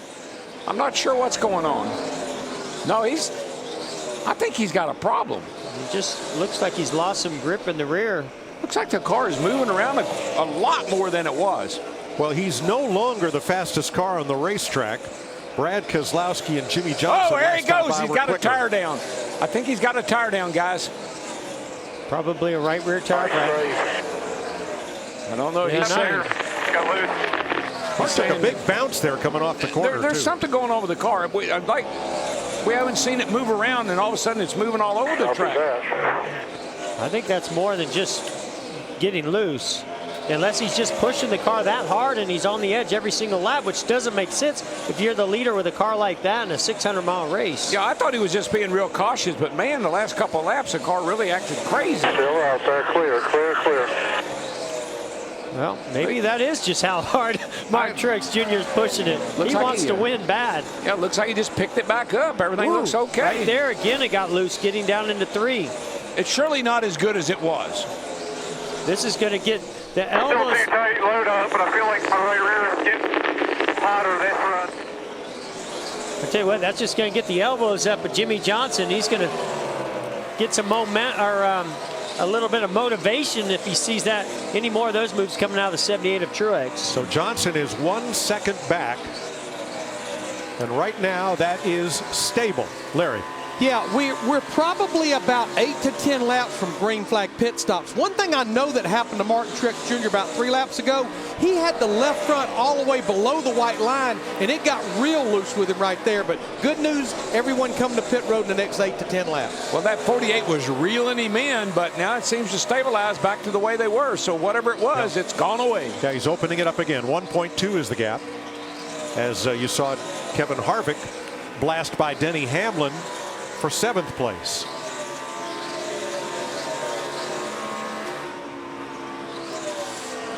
Kyle Busch, the series champion, mired back in 19th spot. Matt? Not the night he'd hoped for, not the night he had expected. He's been battling tight most of the night. And then the previous run, he said the car just didn't react to the way he thought it should. It wasn't consistent. He recently told crew chief Adam Stevens to send a crew member back and get a new shock. He wants them to check or change the right front shock. He says it's just not working well at all. Still a long night ahead. They can recover. On his windshield, Private First Class Robert Underwood of the U.S. Army. Lost in Vietnam in 1968 as he laid down cover fire so the rest of his team could retreat to a safe location. He earned the Bronze Star. He was just 18. I thought something happened to the 4 car. The 11 of Hamlin just flew by the 4 here on the front straightaway. I'm not sure if the 4's got a problem or not. Well, watch him last lap coming off turn 4. Had a big slide. Man, do you think, Larry, you think the track's going through that much That's what I'm change wondering, in the track? DW. I think the track's changing a lot, really getting loose on a lot of these cars. Yeah, he just got really loose off of turn 4 there. Yep. Vince. Yeah, that's something they've been fighting throughout the course of the weekend, loose in and loose off, but they've talked about how the track has changed throughout the course of the night, and it has really swung as you see Jimmie Johnson with a big wiggle there. Kevin has used the word terrible a lot, and I think it's probably a common feeling up and down pit road here. Vince, I think the tires are worn out on all these cars. Man, they're all sliding all over the place. Well, that's sort of what we anticipated. It's Jimmie Johnson, a big moment right there, just like we saw Martin Truex Jr. a few laps ago. He almost lost it right there. He had cut Truex's lead down to half a second. Now it's back up to more than a second as Johnson regroups. I think the combination of less downforce on these cars, as well as a tire that's starting to fall off, more rubber being laid down the racetrack, track conditions changing, starting to really shake things up. Jamie. And Jimmie Johnson told his team, guys, I went up on the track bar to free it up to try to find some more speed to compete with that 78, and that helped get him free there. They also just told him, pit when the 78 pits. Let's stay on their same strategy. Yeah, I'm not trying to freak anybody out here, but the 4 got sideways, the 48 got sideways, the 78 got sideways, and they weren't doing that. Larry, how long can they go? Yeah, we're going to go about another 5 laps, but I think like that first set of green flag pit stops, Mike, once one driver hits pit road, we'll have an outbreak. You can't stay out there on old tires. This will be the second green flag stop of the race. The last one was the only time where Martin Truex lost the lead of this race so far. Mike, they have used their, used their tires up. I believe when they come into the pits, you're going to see these tires are worn out.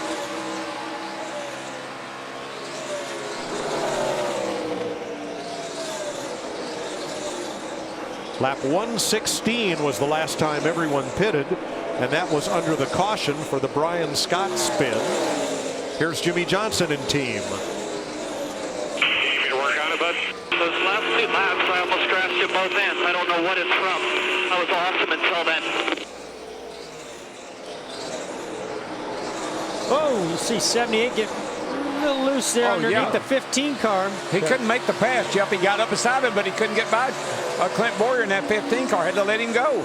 I mean, I don't know what it is, but there's definitely some inconsistency in the grip level of these tires when they get this many laps on them. Either the tires are screaming or the drivers are screaming for new tires. I'd be coming to the pits here pretty darn quick. And here we go. Kyle Busch is the first one in. And this should start a flurry of activity in pit lane and open the window. Here comes the leader. Yep, Truex is in next. Everyone to soon follow. Matt? and Kyle Busch bringing his red, white, and blue patriotic scheme down to his stall. They're not going to have the time to change that right front shock because we are under green. They'd love for a yellow.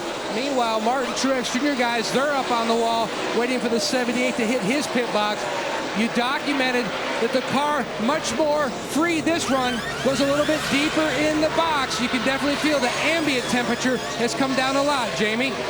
And Matt Kenseth adjusting on the 20 car, waiting on fuel. A little bit longer stop than they wanted, a 4-tire stop, Vince.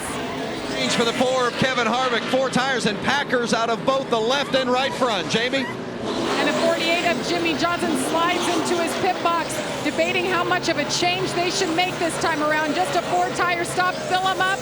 Doesn't look like any chassis adjustment this time. The 22's in. Everyone on the lead lap is in, or has just been in. At lap 166, Matt. The 22 in Logano, he was saying his car was getting freer as he went on, but it wasn't bad. No chassis adjustment on the 22 for this stop. Joey Logano is the new leader. Martin Truex, now Truex back to the top. When pit stops began, Truex had a lead of 1.6 seconds over Jimmie Johnson. Now when they come out, it'll be Logano 2 seconds back and Johnson 3 1/4 back. Hey, Mike, what happened to the 48 was going to follow the 78 down pit road? He ended up taking an extra lap, and that's going to cost him here, in this pit cycle. I know what happened. The 78 running right on the bottom was able to get into the pits. The 48 was up high against the wall and couldn't get slowed down to get on pit road, so he had to make another lap. So both Joey Logano and Jimmie Johnson led 1 lap each during that green flag sequence. Martin Truex Jr. back out front at lap 167.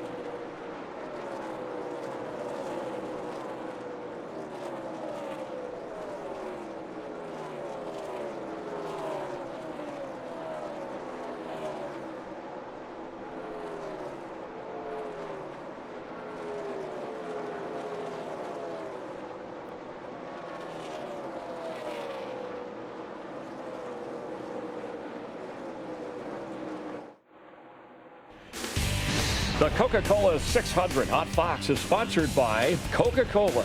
Taste the feeling. 174 laps complete. Jeff Gordon was the last to win the Daytona 500 and the Coca-Cola 600 in the same season. Darrell Waltrip among those who have done that.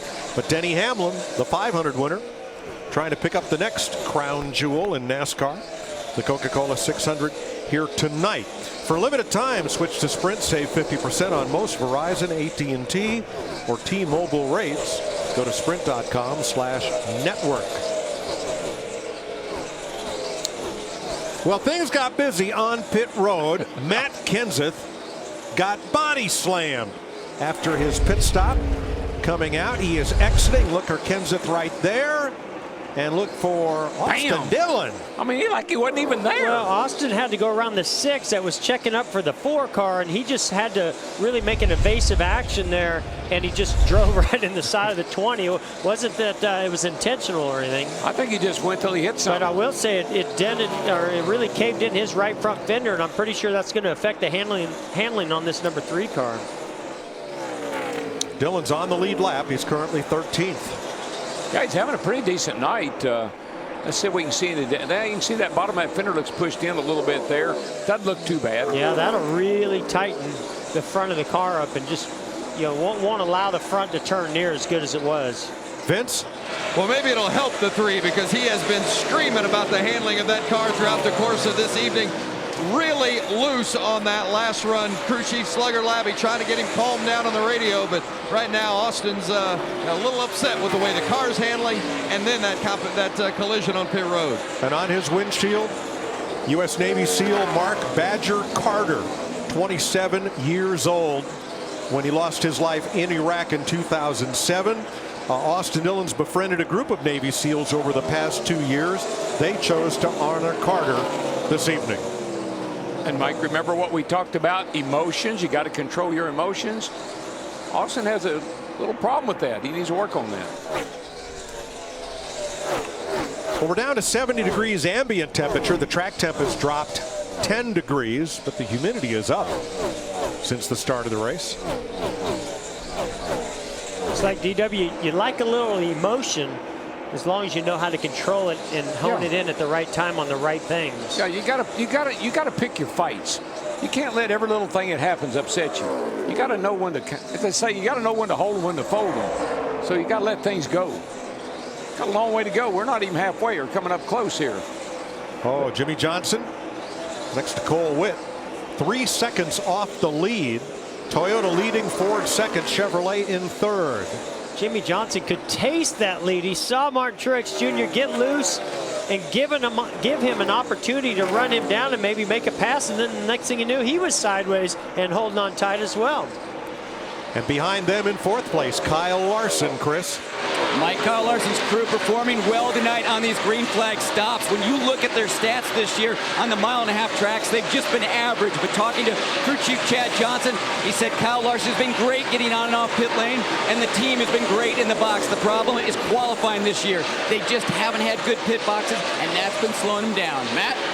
Chris, Dale Earnhardt Jr. runs at 11th, and before the stop where they made a chassis adjustment, he was in a good rhythm. Said everything was working pretty decent, the car a little on the free side, but since that stop, it's like flipping a light switch. The car is hard on the splitter in the right front. He says he's got more grip the first part of this run, but he can definitely feel that balance change in the nose. Yeah, he's 15 seconds off the lead, and his lap times right now are 0.2 of a second per lap off that of Martin Truex. We are 18 laps from halfway. The sun's still shining here northeast of Charlotte, North Carolina.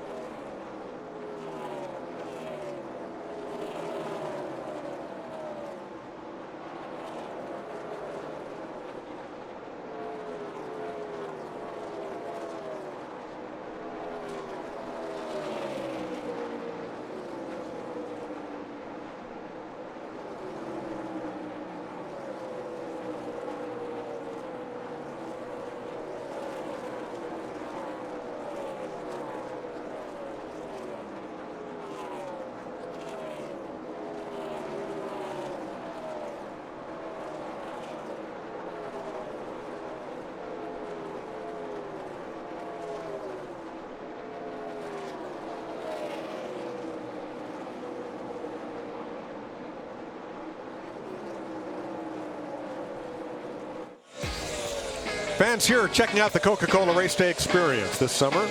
Coca-Cola's Share a Coke program celebrates moments through music. Song lyrics will be available while supplies last on various Coca-Cola products. Visit shareacoke.com to customize bottles and share on social media. Martin Truex Jr. is your leader. The action is 2 seconds behind him, where Jimmie Johnson snuck up on Joey Logano to just take over second spot 10 laps from halfway. Mike, here's a pretty good battle right here. You see that 31 car with Whelan on the hood?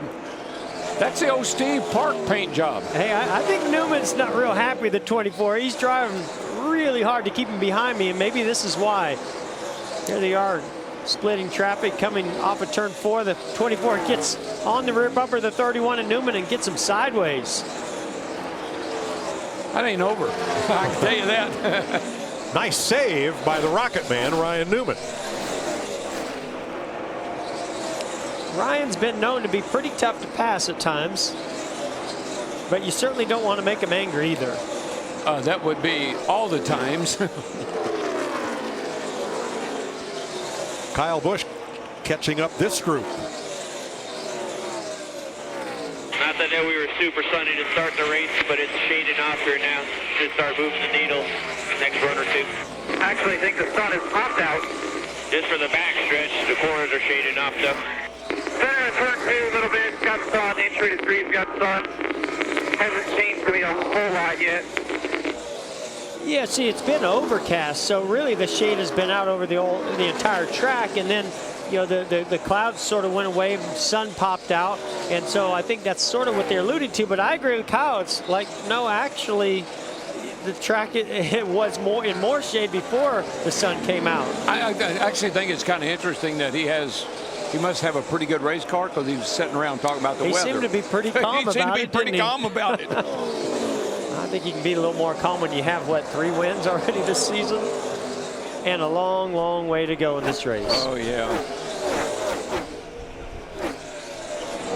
Let's have a look at Toyota top performers. Martin Truex has led all but 4 laps so far, a dominating performance. Denny Hamlin 6th, Carl Edwards 7th, Matt Kenseth, Kyle Busch. And Truex increasing that lead on Jimmie Johnson a few hundredths every lap. Yeah, I mean, there's just no competing with a 78 car right now. The thing is flawless. We saw have a little trouble before they made their pit stop there. The car got a little bit loose, but other than that, it's been stuck to the bottom, right on that white line, both ends. Coming up, our Fox mid-race report. Who to keep an eye on in the second 300 miles tonight in Charlotte.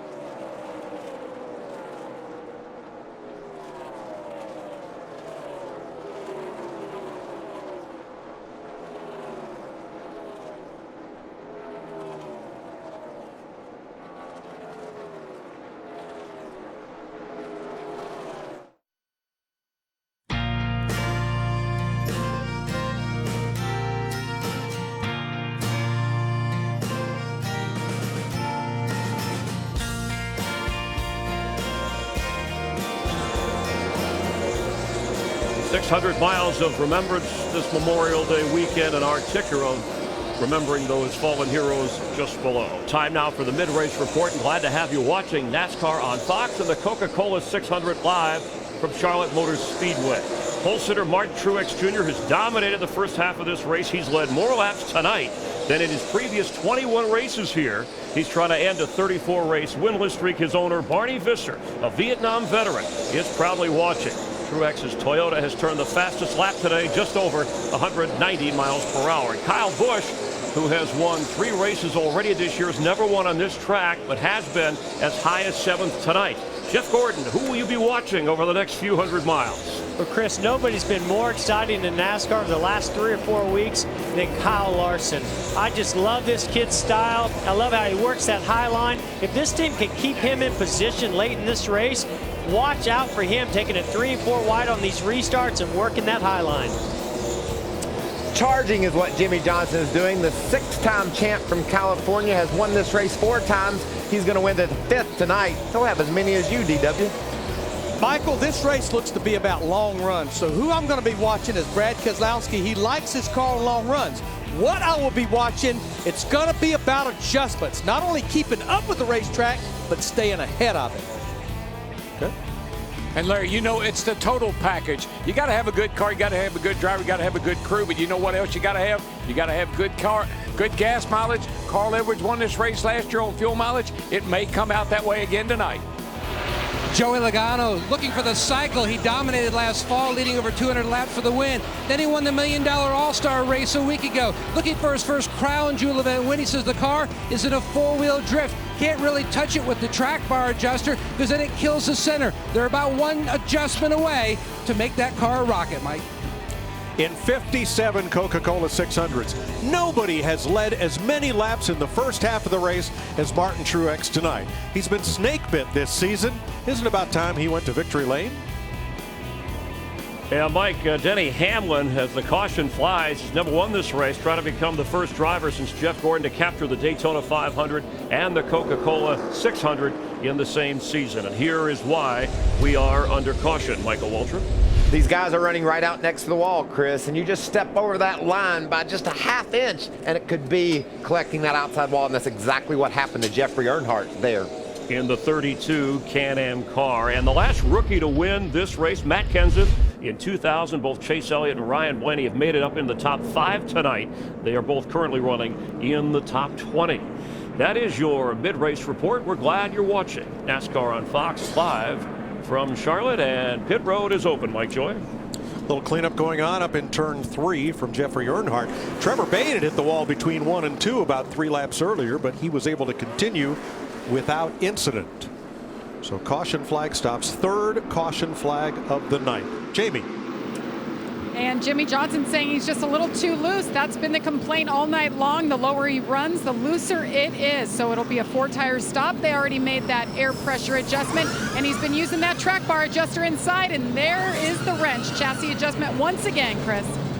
Kyle Larson saying his car a little bit edgy early in this race, but over the last 300 miles, small adjustments. He's saying he's got a great car. If anything, a little bit too tight on takeoff. Matt. And Mule, the tire specialist, has already shuffled the air pressures for Logano's 22 to try to give him better balance. Meanwhile, left side's going on. The 78 of Truex, he says his car just gets really greasy later in the run. Air pressure change for the 78 as well. And again, Truex has trouble getting out of his pit box.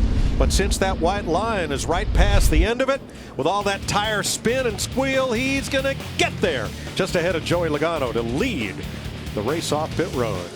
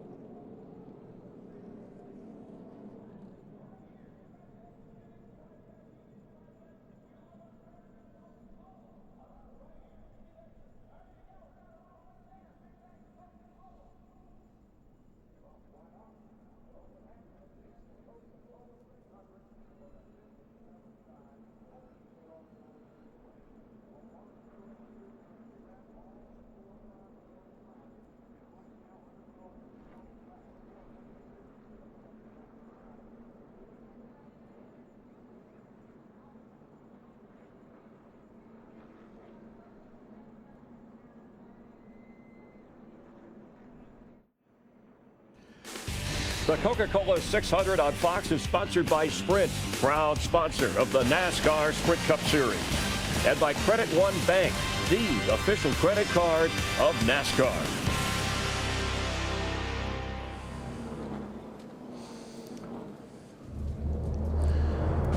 The Vietnam Wall carrying over 58,000 names. Just one of many sites in our nation's capital and all around America, where we salute this weekend those who gave their lives in the service of our country. And as we read those names on the windshields and remember and tell you about the ties these have to some of these race teams.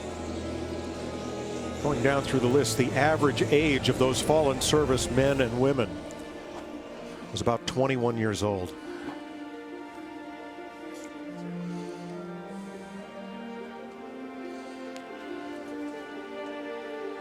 .300 miles, halfway in the Coca-Cola 600. Record race pace, 173.54 miles per hour. Martin Truex now holds the record for most laps led in the first half of NASCAR's longest race. Mike, these Toyota teams, they share information in the garage and in the shops, but they also share information during the race. These crew chiefs are texting back and forth about what they're doing to their cars and what their strategy is going to be. Hey, let's remember what happened on that last restart with Martin Truex Jr. You know, he hit the chip or got on that rev limiter, really cost him some time, almost cost him the lead, so I'm curious to see what this one's going to be like. All right, there's the Toyota Camry XSE pace car. Heading for pit road, Truex in a Toyota, Logano in a Ford, Jimmy Johnson and Kyle Larson in Chevrolets to bring them down. They're in the restart zone, and Truex edges ahead. We're back under green. Yeah, he brought them all the way to the end of the box before he went, so got a little bit of a jump there. Nice and clean restart. 3 wide. Who's that way up top? Only if you're back in the back. Gosh almighty, they're all over the place. Kevin Harvick and Kyle Busch both going 3 wide through turn 2. Now it's a somewhat orderly double file, except for way in the back, where A.J. Allmendinger, who got the free pass, went 3 wide. Penalties on pit road during those stops. Ryan Newman and Tony Stewart too fast entering. Ryan Blaney had a loose wheel, had to come back to pit road. Mike, the speeds are picking up and the grip level is there. We just saw cars. I know they're on low air pressure. Bunch of cars really got sparks flying out from under them right now. They're driving really hard. Yeah, I think that track temperature is going down, DW, and the grip's picking up. You're going to start seeing some really fast lap times and aggressive driving. 6th place, Kurt Busch, Denny Hamlin, and Brad Keselowski. Vince? The 11 of Denny Hamlin has slipped outside the top 5, which he was running in throughout the first half of this race, the first half of the first half, if you will, running 7th. But it's not because of the work in the pit crew. They have picked up 7 spots in the pits today in their 5 pit stops. If they get the car right in a little track position, that pit crew might take Denny Hamlin to the Coke 600 win.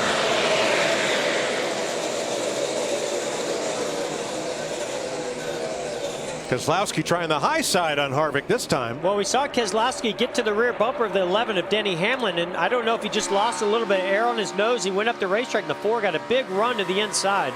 These guys have been battling since lap 1 of this race. Did you ever have that, have somebody you just couldn't get away from and they couldn't get away from you? Yeah, he drove a black car. Get on my nerves. With a 3 on it? With a 3 on it. Yeah, okay. 11th place. Now that's about the best that Kyle Busch has been tonight. And here comes teammate Matt Kenseth right with him. Jamie? Well, after that last stop, he reported to the team that the in-car track bar adjuster gauge is broken.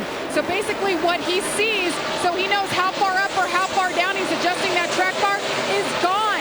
So he can make the adjustments, but he's doing it by time, like 4 seconds down on the track bar, 6 seconds up. So not good for a car that he's been struggling with tonight. 3rd place has really heated up. Kyle Larson and Jimmy Johnson.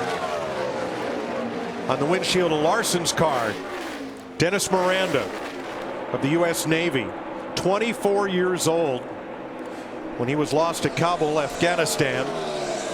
He was a fellow squad mate for this car's jackman, Graham Molach, the former SEAL. And so they're honoring Miranda on the windshield of that car today, just 24 years old. You know, Larson's so good on restarts. He did it again. He had a really good run on this restart to get himself into third position. Then at this section of the run, he seems to fade a little bit as Jimmie Johnson goes to the outside of him. Big wiggle by the 42 of Larson. As the run goes on, Larson gets better and better as he can start using that high lane. That's what he has to do. When he has to run the bottom like you see now, he's not very good. But when the tires start to wear off a little bit and he has to run high, he really brings the speed back up. Well, we're going to stand silent in a salute to our troops, past and present, and give you a NASCAR on Fox Memorial Day weekend. Crank it up.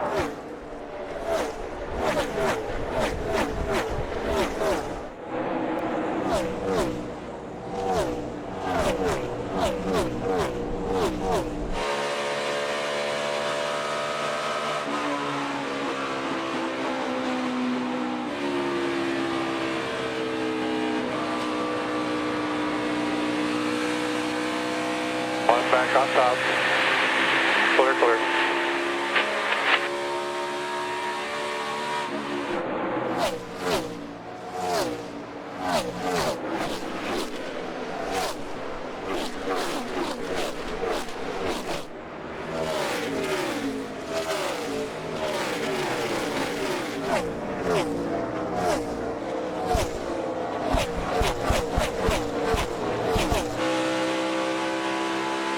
Still there, short, quarter, one back, all clear, all clear, all clear all the way up, all clear, man.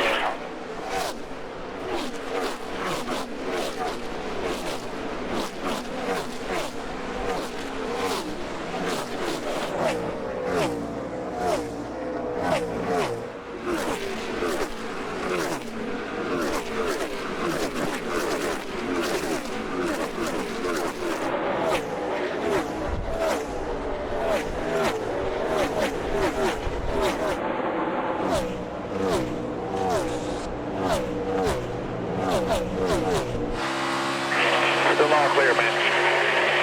Not racing the 5 behind us, all clear.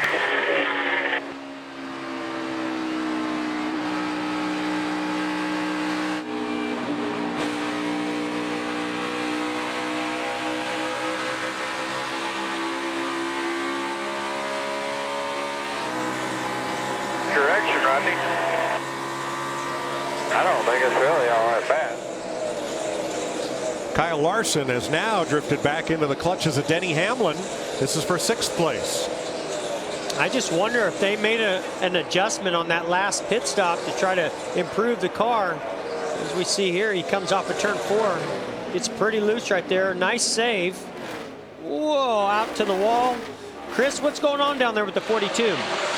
Well, Jeff, he's been saying that the car a little bit tight early in the run, and the team just making small adjustments these last 3 pit stops, just small wedge adjustments to that 42 car. And Kyle once again saying, guys, it's a little bit tight in the center and occasionally snaps loose coming off the corner. But boy, we've got a good long run car. And Chris, that's what I see with his hands. He turns left, and as he does, it makes the front end bite, and then the back end snaps. So he's got that dreaded push and loose.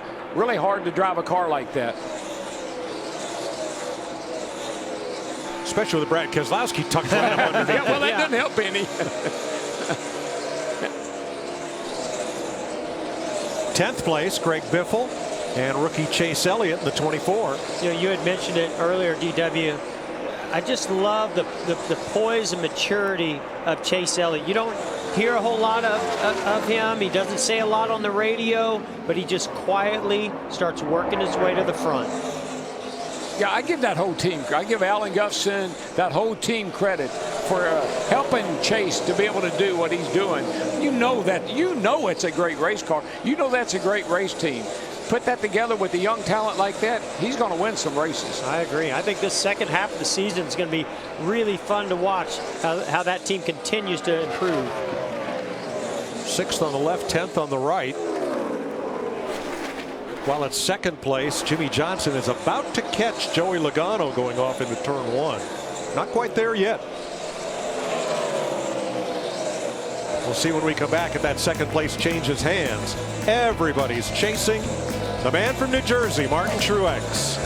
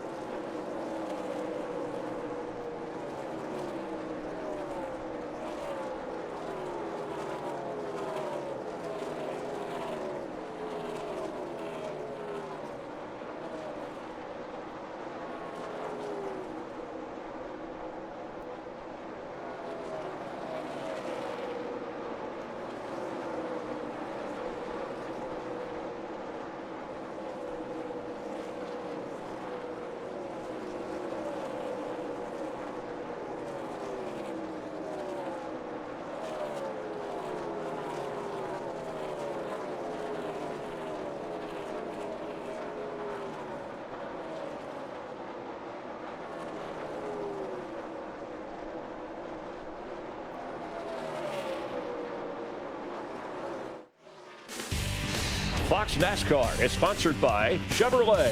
Find new roads. And by Budweiser. Not backing down since 1876. This fun's for you. 231 laps complete. Martin Truex has led all but 4 of those laps. Jimmie Johnson 3, Joey Logano 1, both during the turnover during green flag pit stops. Otherwise, it's been all Truex all night long, but still 168 laps to go. It is stock car racing's longest night. Puts extra pressure on the drivers and on the pit crews and on the logistics for same. Here's Matt. Now, Mike, when you look at a normal race, typically 200 laps of an intermediate racetrack or even a little bit more, we're in the home stretch of the race will be over. But when you look at the 600 miles here, you have to keep the guys' hydration, but especially nutrition up.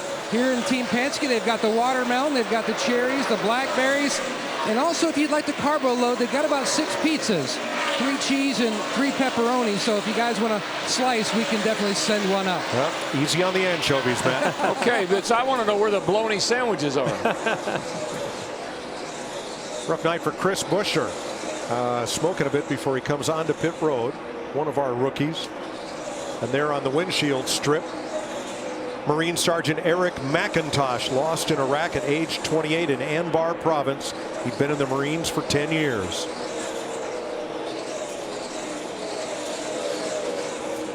Mike, let me tell you what I noticed about Martin Truex Jr. in that 78 car. His line around this racetrack is better than anyone's. He's on the bottom. Look, he's right on that white line. But when he comes off the corner, he doesn't push out to the wall. Everybody else's car is skating right out to the wall. Matter of fact, almost scraping it. Off turn 4, his line off 4 is perfect. He gets down into turn 1. He puts that thing right down on that white line, and watch when he comes off the corner, he doesn't push out to the wall. He stays low all the way off the corner up on the straightaway. That's where he's killing people. Yeah, you know, DW, it looks like the right side of these Goodyear tires are really laying some rubber down. We see a stripe there, and Martin Truex Jr.'s found a way to stay underneath that. Just like you're saying, he's holding it lower than anybody, and I think that rubber gets a little bit slick as the runs go on and starts to lay a little rubber down. May have contributed to that 78 getting loose, the 48 getting loose, and some others on the longer runs earlier in the race. If he can continue to do that and hold that white line, it's going to be tough to beat him tonight. Yeah, his line around the racetrack is absolutely perfect. Everybody else seems to struggle a little bit, not him.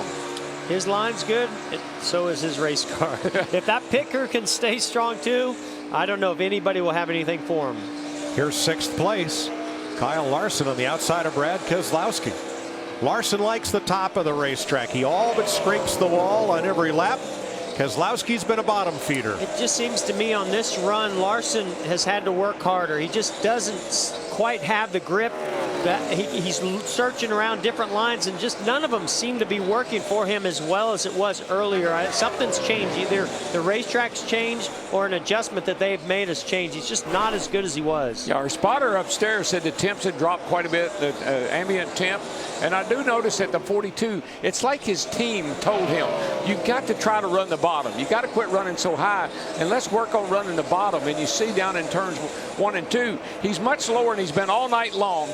3 and 4 is still up against the wall, but working that bottom a little better in 1 and 2. And you bring up a really good point, DW. As the track temperature goes down because the ambient temperature goes down and the sun starts to set, a lot of times you'll see that top group that's working so well start to migrate down to the middle or even to the bottom, and that top group doesn't have the advantage that it did when the track temperature was up. So that might not work well for Kyle Larson and the line and the style that he has around this place and most places that we go to.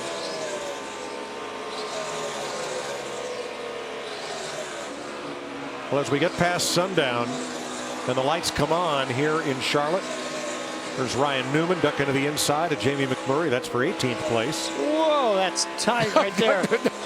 I'll tell you what, that 31 car, Newman. He's going to make that pass. We've had these issues in the last few weeks about teams and lug nuts and how many they're putting on. And I asked Ryan, I said, okay, you're out there at 190 miles an hour. As we talked to some guests at the Sunoco Suite, how many lug nuts do you really need tight? And the Purdue engineering graduate said, well, it takes 3 points to make a plane. Okay. So we noodled that out. 3 tight will do it. The guys told me they police themselves. Yep. Here's Joey Logano, 3.3 seconds off the lead. Matt Yoakum. Hands up on that wheel is Joey Logano. You know, technology continues to evolve, especially with steering wheels. Now, earlier this week, Team Penske, Logano and Keselowski tested a new NPI steering wheel that was a little bit altered from what they normally use. It has limited padding on the top and for better visibility. But what makes these wheels extra special is the stitching and the embroidery. It's made by a legendary tailor, Benini Armando, and his wife, Rosanna. The same folks who, by the way, are also the personal embroiders and tailor for a gentleman who lives a few hours down the road from their little shop down in Vatican City. His name, we just call him the Pope. So you're saying Max Pappas has direct ties to the Pope through his embroidery firm that works on those steering wheels. I'm going to get me one of them wheels. How about that? There's Logano, 3.6 seconds back of Martin Truex Jr. and Jimmie Johnson.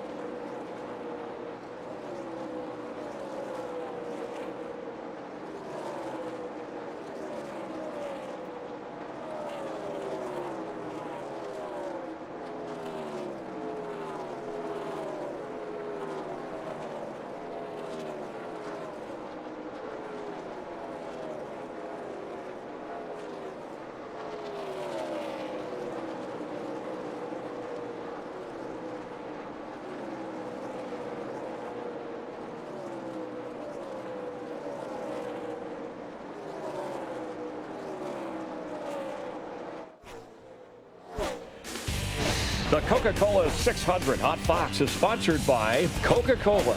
Taste the feeling.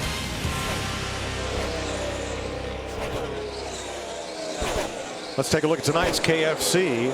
Hard-working performance. Second-generation driver Martin Truex Jr. out of Mayetta, New Jersey. His dad was a standout on the Busch North circuit.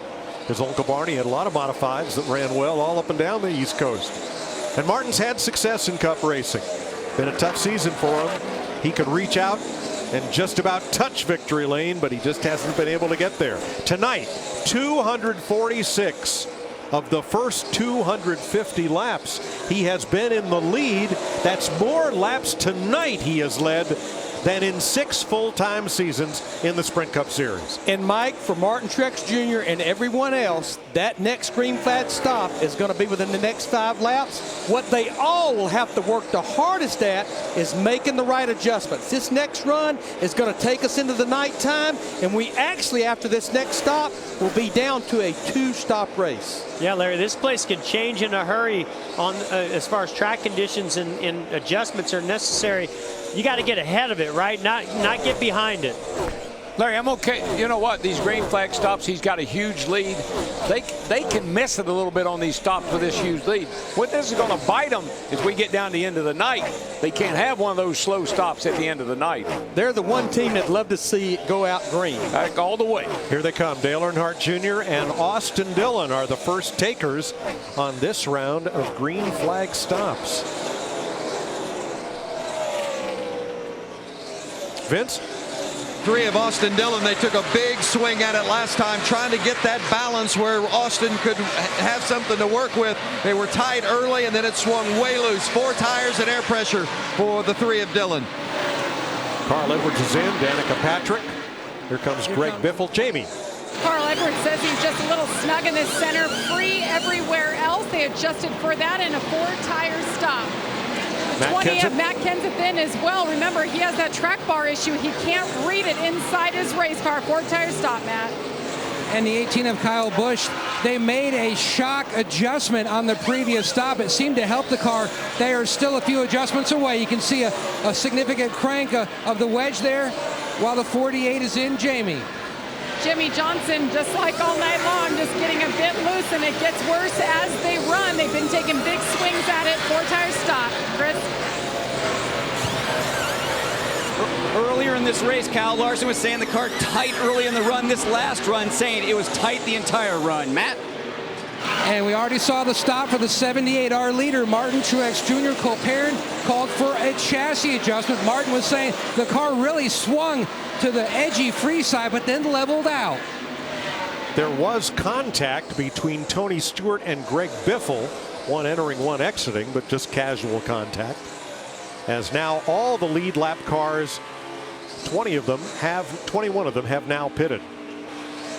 Yeah, we talked about that penalty with the 48 after inspection. He had to come around the 14 of Tony Stewart and put him sideways in the stall. I'm sure that had an effect on that pit stop they just had. Tell you who had a good pit stop that time, guys, that 19 car.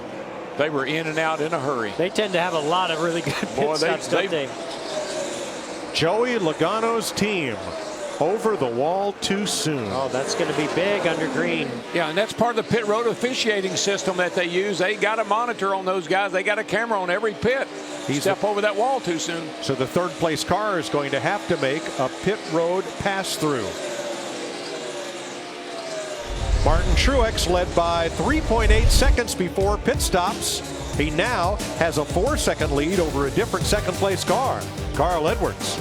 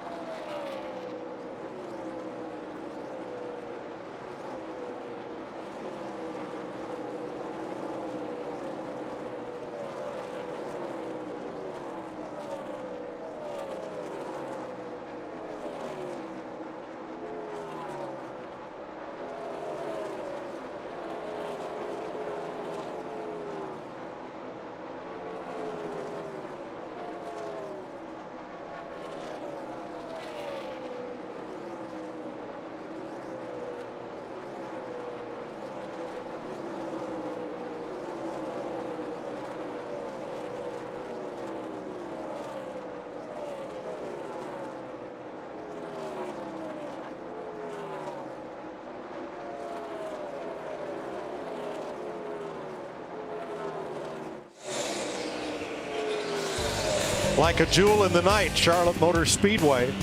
After 262 of 400 laps, Martin Truex Jr. has led all but 4 laps. A thoroughly dominating performance for the number 78 Toyota team out of North Carolina, out of Denver, Colorado. Carl Edwards second, Jimmie Johnson third. Now Joey Logano was third when the pit road officiating system grabbed him for an infraction on the last stop. Larry. Yeah, the NASCAR rule is you cannot go over the wall until your driver is within 1 pit away. Now, we're going to ride with Joey Logano. You see he's coming in this pit, and they even give the crew members a hash mark on pit road to also go by. Now, you see the gas man there on the left? That's legal. He can sit on the wall with his feet on it. Now, this is what NASCAR looked at, the pit road officiating, and you can see right here, there is where that marks the line that says they can go across it, and you can see right there the front tire changer is already crossed. It's pretty black and white with this pro system. Penalty, a drive-through. Yeah. So that will take Logano from the lead lap. He currently is the only car 1 lap down as we pick up the battle for 7th. Denny Hamlin, Kevin Harvick. Mike, the pace has picked up. We haven't been up in the 32nd bracket since the sun went down. Right now we're running around 29.90. But the pace has been much quicker, almost a half a second quicker once the sun has gone down. And I think that's going to change things a lot for the way these cars are handling, the way the drivers are going to be searching around this racetrack, and how these crews are going to make adjustments. I think you might start seeing some things shake up in the lineup. You know what I see a lot, Jeff, is you don't just drive by anybody. Everybody puts up a bit of a fight right now. You don't just drive by even some of the lap slower cars. It takes a little bit of working to get around everybody right now. Tell you what, the 4 car's not having any problem going by cars. Just passing Kyle Larson there for 6th place. Harvick moving back up toward the front. Now the car behind them, the black car on the inside, is Denny Hamlin. Vince? Yeah, Mike, the 4, Kevin Harvick, I think they might have finally hit on something. They had been tight and tight and tight, and he just couldn't get it any better. But finally, it seems like they've hit it, and he's got a little speed, as you noted, when he made that pass on Kyle Larson. As far as the 11 of Denny Hamlin, more rear grip. We're hearing that a lot throughout the course of the night. Real good in 1 and 2, but still needs some help in 3 and 4. 132 to go. Reed Sorensen has taken his car to the garage area, 60 laps down. On his windshield, he carried PFC Jason Estopanol of the U.S. Marines, who was lost in Helmand Province, Afghanistan in 2010. Marine rifleman at the age of 21. You know, Mike, you want your car right for the nighttime. And these teams look at trends. And what did the track do last year? What did it do the year before? And that's what they adjust for. That's why a car that wasn't very good early in this race may be the car to beat as this race goes on and gets into the latter stages. Well, I tell you who's really coming on the later stages is this 4 car of Kevin Harvick. And we documented, I talked a little bit about how good this car was and how good Kevin was under the lights in the night race for the All-Star event. And they brought this car back. This is right about the time that All-Star race began. So maybe they just needed the track temp to go down. Battle for second heating up as Jimmie Johnson got into traffic. Now they're 6 seconds behind Martin Truex, lapping past Jamie McMurray. Put McMurray 1 lap down. That will leave us 19 cars on the lead lap.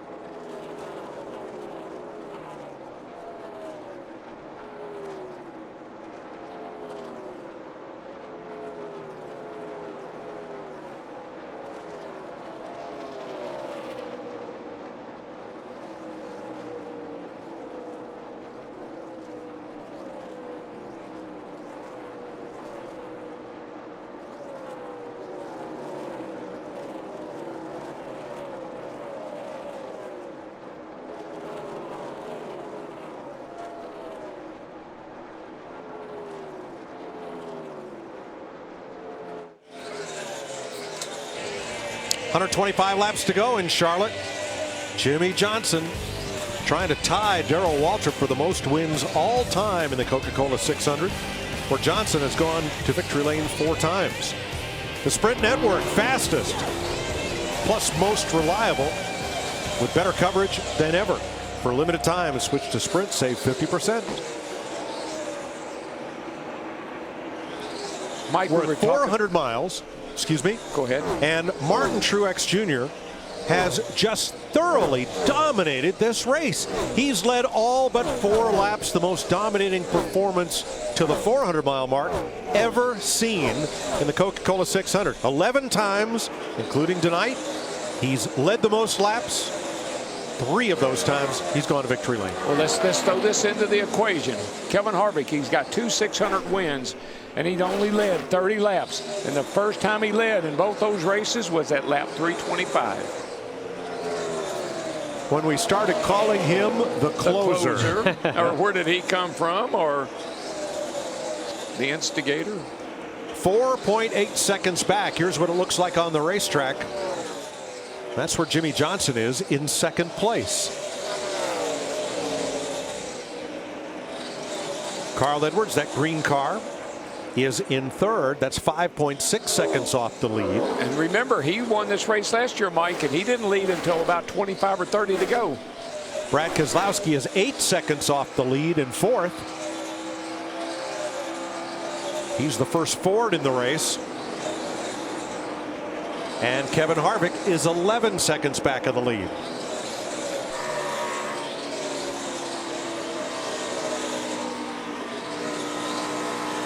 Behind Harvick, 6th place, 14.5 seconds off point is Denny Hamlin. And right behind Hamlin, 16 seconds from the leader, is the 41 of Kurt Busch. Vince. Now, Kurt Busch led last year in this race for 100 laps, more than 100 laps, but ended up 10th. Tonight they came in thinking they had a car that could contend to win again. Hasn't happened. Now Busch has got a little damage on the right side. It's really hurting him aero-wise. They'll have to tend to that the next time they can come to pit road. Matt, Chris, let's go to Chris. Well, Kyle Larson has slid back 4 spots since that last stop. Prior to the stop, he was saying the front end of the car just felt numb. It was tight all the way through the corner. Team made a wedge adjustment on that last stop. Now he said the car just terrible trying to get off the corner. He can't touch the throttle. Larson now 9th as Matt Kenseth in that black and yellow number 20 Toyota has gone by for 8th place. Chase Elliott is the highest running rookie in the race, Matt, 10th. Had a solid final practice, fenced it a little bit for cosmetic damage, but all in all, it's been a very solid week for him. During the race, the past 3 runs, 0 adjustments on that 24. It starts out pretty consistent on the tight side, and then he slowly starts to lose grip on that right rear, but they continue just to have a solid night. 10th, just moved up to 9th in his 2nd Coca-Cola 600. Kyle Busch in 11th. Kyle's kind of struggled to get to the top 10 tonight. I like to shout out to the guy running behind him, though, Mike. I mean, we haven't talked much about Greg Biffle. And he's got that old cheesy car running pretty good tonight. Yeah, he's felt really good about that car all weekend long. Qualified well. Really solid run here. Yeah, I had a nice run the All-Star race last week. He's the 2nd Ford in the race behind Keselowski. They're in 12th. Austin Dillon 13th. Big week for their family. His grandfather, Richard Childress, named to the NASCAR Hall of Fame, elected to the NASCAR Hall of Fame, will be inducted in January. Started tossing peanuts in the grandstand at Bowman Gray Stadium to the fans back about 1961. In 64, he bought his first race car for $20. Was a long time Sprint Cup Series independent. Then got out of the car, became a championship winning car owner. How about we take a nationwide inside ride with Dale Jr. Clear by 3, all clear.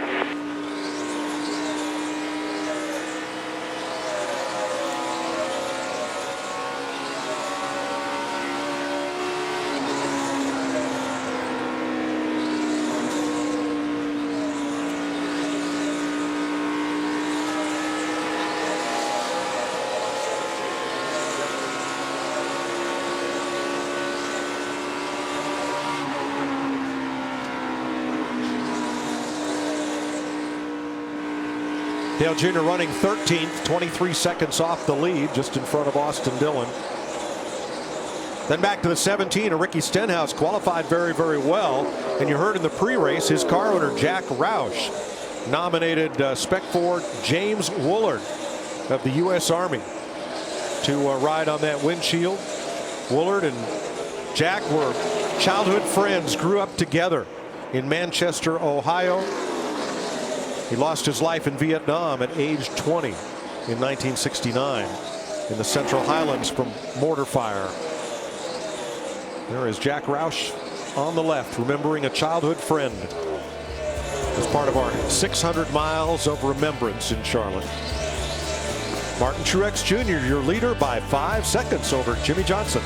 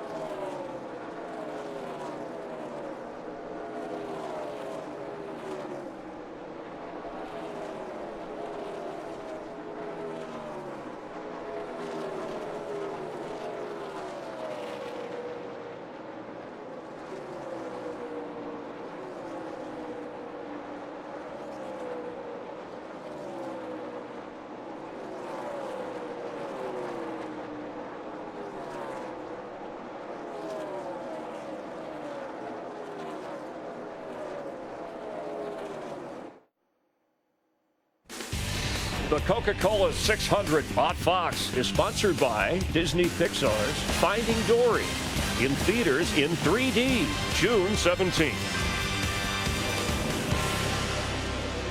And in just 5 days, some of the world's biggest soccer stars converge on the United States for the 100th anniversary of the Copa America. It all starts as USA takes on Colombia Friday. That's at 8 Eastern on FS1. You can watch the entire tournament live on Fox Sports Go. And we are live at Charlotte Motor Speedway.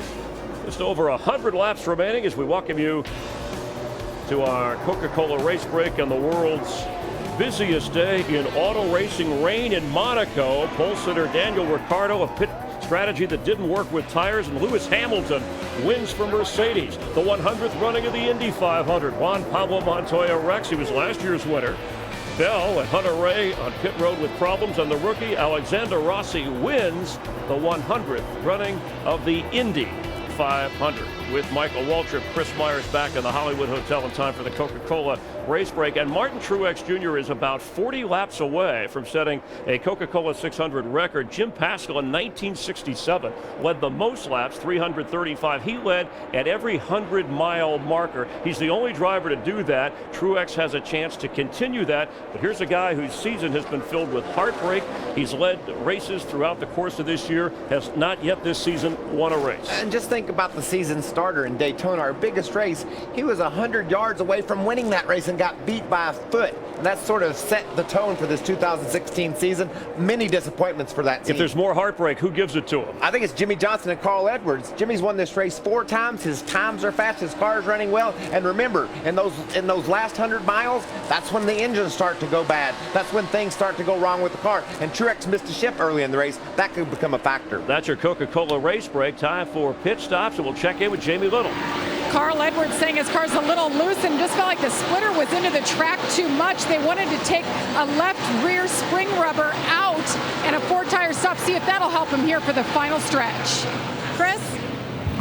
Larson had a tough run here. He said that car just very rough on this ride. Crew Chief Chad Johnson saying, I think we've just got a bad set of tires. Don't want to make too many changes on this stop. A lot of green flag pit stops all at once. Most of the leaders coming in here at lap 298. Mike, that 42 tar came off the track like crazy. I thought he was going to spin it out, Matt. And already going to work on the left side. Truex still cocking the wheel just a little bit to the left to try to help get Chris Taylor that left front out, and he's away. Vince. For Kevin Harvick, the best it's been all night. A slight air pressure adjustment with 4 tires. Well, some bad news. I saw Carl Edwards really lock him up coming down to pit road, throwing out the anchor. He didn't get it slowed down soon enough. Car 19, too fast, entering pit road. Wow. I know it's crucial to enter pit road really fast, but you also got to make sure you don't make that mistake and carry too much speed there like he did. What? You got to watch. You got to watch this. This is unbelievable. This kid, if he didn't have dirt track experience like Kyle Larson car 42, I don't know if he could have saved his car or not. Watch, here it comes. He's all the way. He's got that thing sideways. Barely got it wound up and got it onto the pit. The average driver would have never made that. Never made that. All right, back out to Carl Edwards, who was running third. Hey, I came almost a complete stop. Everybody, I saw you. The pit road speed limit is not enforced by a speedometer. There are timing marks all along pit road, and the measurement is time over distance, which is then converted to speed. You're allowed a 5-mile-per-hour tolerance over the posted speed limit, but that's all. What happened right then, Logano and Blaney, who was down a lap, they short pitted. They came early. But I think Truex said, no, no, no, no, no. I'm not going to give you a lap back this way. He pitted, brought everybody with him. But what this also accomplishes, Mike, DW, and Jeff, it lets them make these last 2 runs even amount of laps on the run. Oh, no. Carl Edwards, too fast entering again in section 1. I was going to say, I saw him come and hit pit road really fast again. So the first time the penalty... I'm not here, NASCAR. Did we get conference speed again? Yeah. Confirm it with your official. Let him give you the message. The first time through, the penalty is a drive-through at pit road speed. If you are too fast, then it's a stop-and-go penalty. We talked about it mentally, physically, and emotionally. You got to stay in the game for 600 miles. 98 laps to go in Charlotte.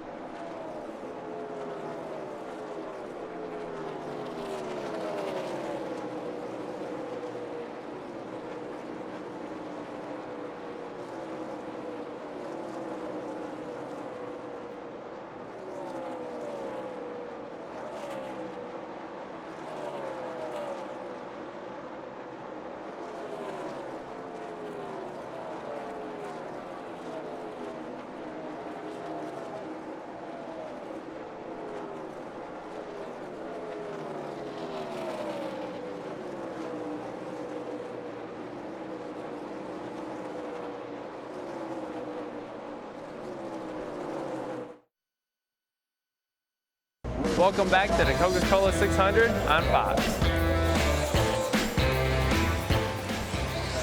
That's Joey Logano, who had to spend a pit road penalty and has not really recovered from it.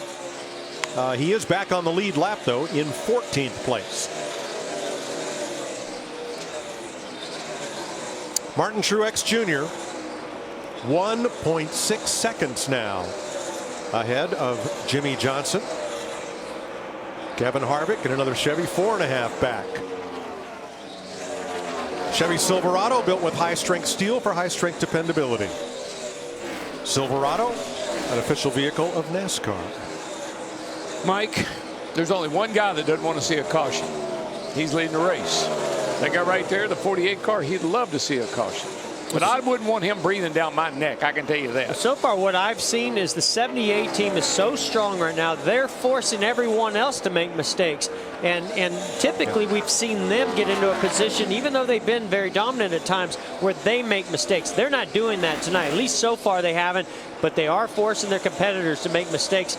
But that 48 car is hanging in there. So is that 4 car of Kevin Harvick. And Kevin Harvick is coming. I think he's the fastest car out there on the track right now. The 48, what happened to the 78 is he went through a ton of traffic, and that cost him a little bit of his lead. That allowed Jimmie Johnson to get within about 1.5 seconds of him, which is the closest anybody's been all night. Kevin Harvick, for the last dozen or so laps, has been about 0.2 of a second per lap quicker than Truex in the lead. Prior to that green flag stop, Kevin Harvick was about 9 or 10 seconds back. I mean, he has really closed the gap. He's less than 5 seconds right now back from that 78. Vince? Well, remember we told you earlier that they came with the same car that they had run at the All-Star race because they were so fast with it. They really liked the speed. They just couldn't get their finger on it tonight. But when that sun went down and with the different adjustments that Rodney Childers, the crew chief, has constantly been making on this car, all of a sudden the plan seems to have come together and Harvick's car is much easier on the balance and the speed has followed. Well, I tell you, the 48 and the 4 right now are quicker than our leader, Martin Truex Jr., by 1/10 or 2 each car, and they are gaining on the Martin Truex in a hurry. But let's talk about Truex and dominance.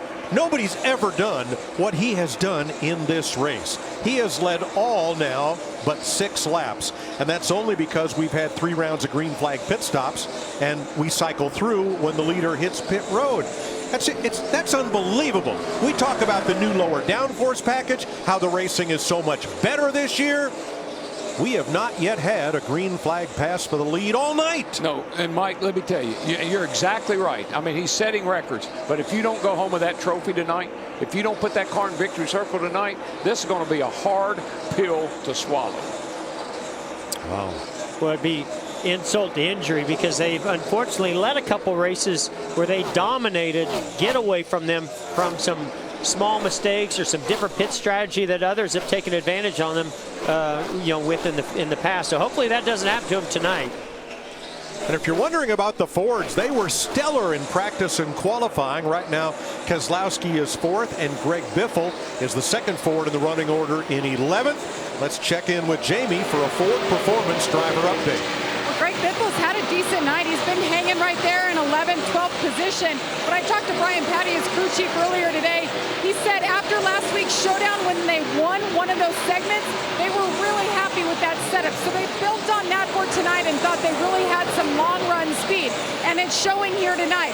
Greg thinks he got a bad set of tires earlier, but the car now a little bit loose. And remember, they're looking for their first top 10 this year. I tell you, that lead has shrunk. The 48 car is just within a few car lengths now of our leader, Martin Truex. Nobody's been this close to the 78 all night long. The 17 of Ricky Stenhouse Jr. fighting extremely hard right here with Martin Truex Jr. making life difficult on him. The 48's just slowly reeling them in, as well as Kevin Harvick. Yeah, well, everybody, they're going to race the 78 hard. Stay on the lead lap, but maybe he'll give you a break. There's the break we needed. You can't blame Still outside. Still there. You can't blame Ricky Stenhouse Jr. right here. He's fighting hard, not only for his own race and position, but to stay on that lead lap. That was Clayton Hughes, spotter for the 78 of Martin Truex, telling him the 78 is fighting you hard to try to stay on the lead lap. You better get going because the 48 is in your draft. And that's sort of what position you get put in when you're the leader. You don't want to make a mistake, so you tend to be a little more conservative in traffic and take your time to not make that mistake. That's what allows those behind you to be more aggressive and make that gain. If the 78 raced the 48 as hard as he did the 78, I'd be okay with that.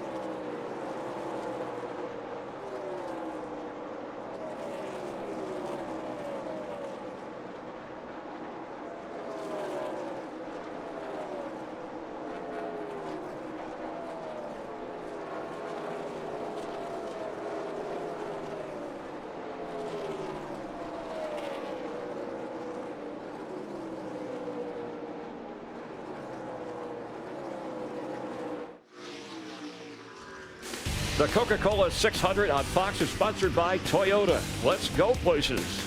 And by Coca-Cola. Taste the feeling. 76 laps to go. Martin Truex Jr. in the lead by just 3/4 of a second as you watch our aerial coverage provided by Goodyear.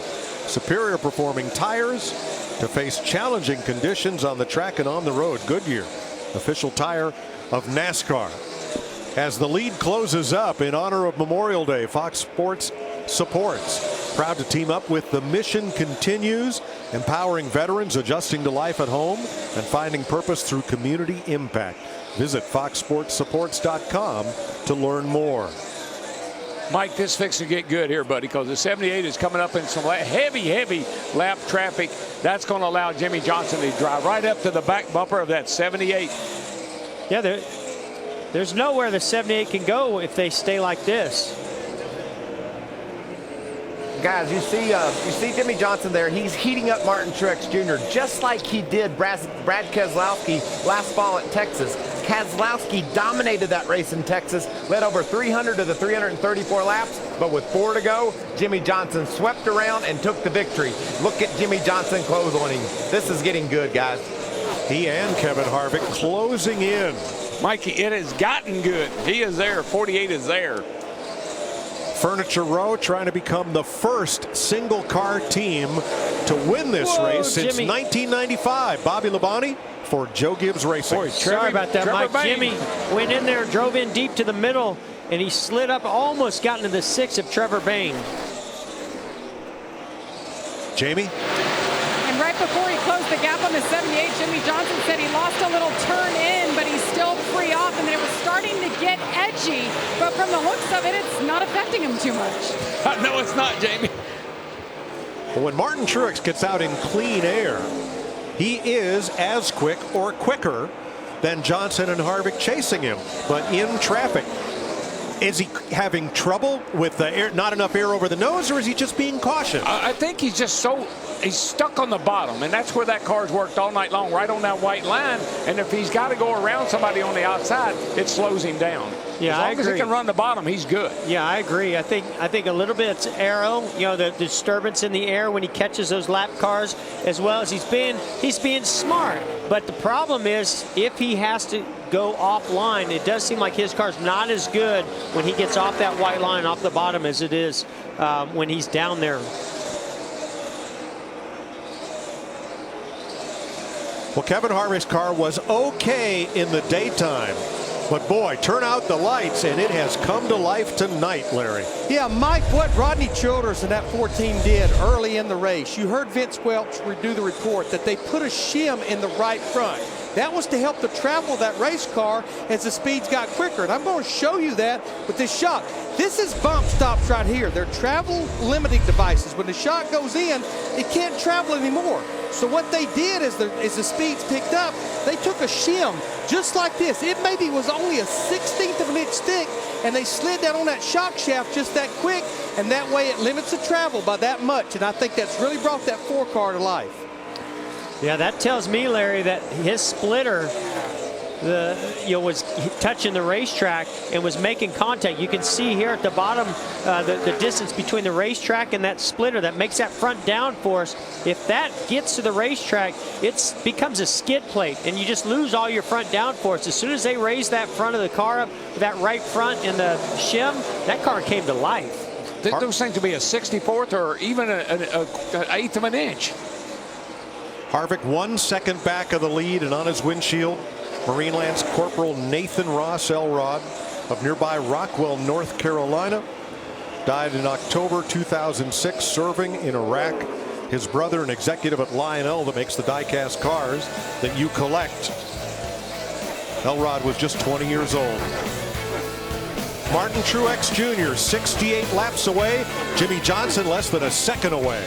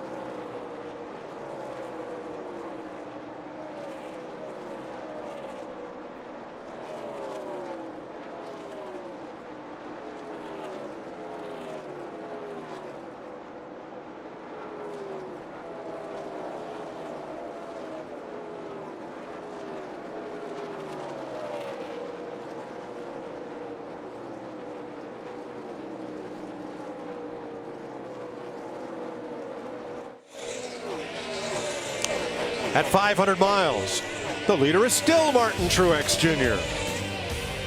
But at second place, things have changed. Jim Paschal, 335 laps in 1967. That's the most laps ever led in the 600. He was driving for Tom Friedkin, a close friend of Carroll Shelby. And in 3 more laps, Martin Truex Jr. will own that record. Green flag stops are coming soon. Let's anticipate what will happen, starting with, caution on the back straightaway.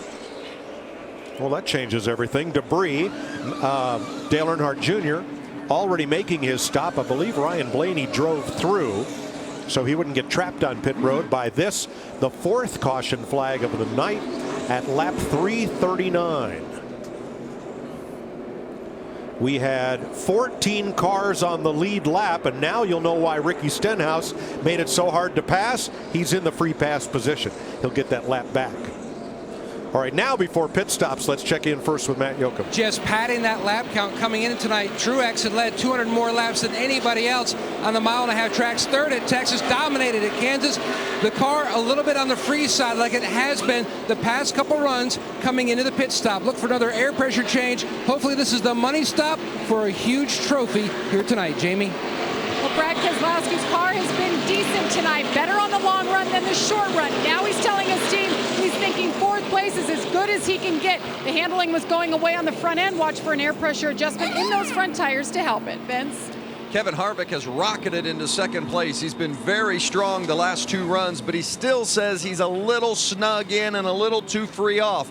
They'll make an adjustment to try to shore that up here in this next pit stop, and maybe it'll lead to his 3rd Coke 600 win. Chris Neville? Well, Kyle Larson has been tight for most of this race, but prior to that last stop, he said the ride quality changed. The car was rough. He couldn't commit to the throttle coming off the corner. He thought maybe he had a bad set of tires. After that last stop, he said the car feels much more like it did the first half of the race, a little tight in the center. All right, pit road open. The 14 lead lap cars will come down for their stop first. Brad Keselowski, the first to hit his box. Looks like these will all be 4-tire stops. Matt Kenseth as well. 4-car in. Looks like 4 tires for him, too. They're over the wall on the car in a hurry. 11 car right behind him. All 4 tire changes. So far, so good. Pretty quick. 78, Mark Truex Jr. in that number 1 pit stall. Coming around to the left side to complete their 4-tire stop. 48 and the 4 coming. Is he going to beat him? Yes, he beat him does. out. Good job. There's your Advance Auto Parts race off pit road. Routine 4-tire stops. Can you imagine the pressure on that 78 bunch down there? Well, oh, my. Chad Knaus and his team, as usual, they pick up 1 spot. Truex out first, Jimmy Johnson 2nd, Harvick 3rd.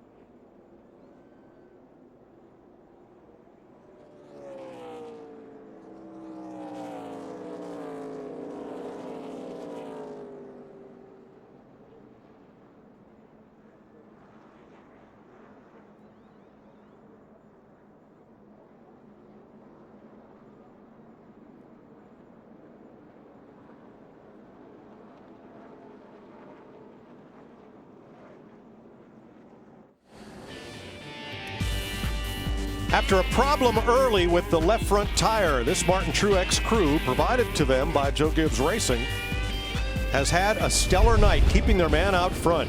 Martin Truex has now led more miles than any driver in any NASCAR race ever. Can he lead mile number 600? Let's not jinx him, Mike. Getting ready for the restart. Here we go. I say take a deep breath, relax, and drive off from these guys. That's what I would say. But Jimmie Johnson's going to take some side force off that 78 car and battle hard on the outside through 1 and 2. And Harvick is right there. That 78's got some giddy up under the hood, I can tell you that. 7 wave arounds on that caution put Carl Edwards and Dale Earnhardt Jr. back on the lead lap. Wow, look how hard Jimmie Johnson's driving on the outside, trying to get this position. He knows how important this is. Get down on that door. You can turn that, get that 78 loose. You get down on him right there. That's going to get it done, I believe. I think he First might have time done it. tonight, a green flag on track pass this for the is where lead. the 78 came back on Jimmie Johnson before and got back ahead of him. Truex drove that. Oh my! You can see how far in he went. He drove that thing till he saw Elvis. Watch out! Here comes the 4 car underneath the 48 of Jimmie Johnson. Johnson trying to get the lead, opened the door for Harvick.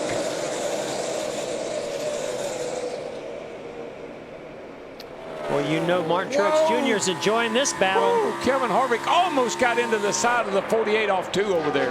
Close. Jimmie Johnson's thinking, what do I have to do to get by Martin Truex Jr.? My goodness. It's too late at night to worry about almost. No kidding. I meant to be almost close. That 78, though, it just beats all of everything. That thing is on a rail. It's like it's got a magnet to that white line. He has something that really gets him off of turn 2. He comes off there so straight and carries so much speed. He comes off a little bit lower than everybody else, and he's just carrying a ton of speed off both corners.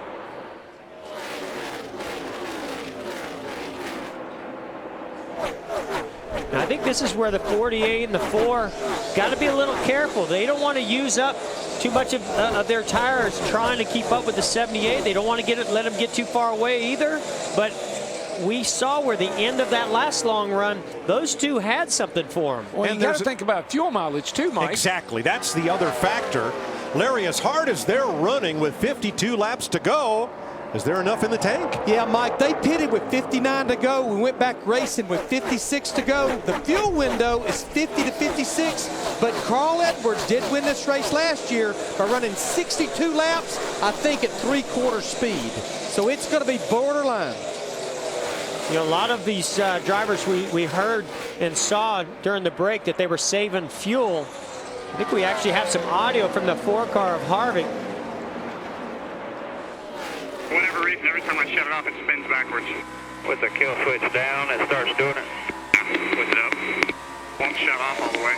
Yeah, I mean, if it doesn't go all the way down to 0 on RPM, it might do that. Yeah, you don't even have to touch anything, and it goes back the other way. And you think about it, that's a Hendrick engine. We've had 2 other issues with Casey Kane at Phoenix and Jimmie Johnson just a few races ago with the engine wanting to spin backwards. Vince, what are they saying? Yeah, and in regards to fuel mileage and where they are, they're right on the number. Rodney Childers told Kevin Harvick, you're a half a lap to the good.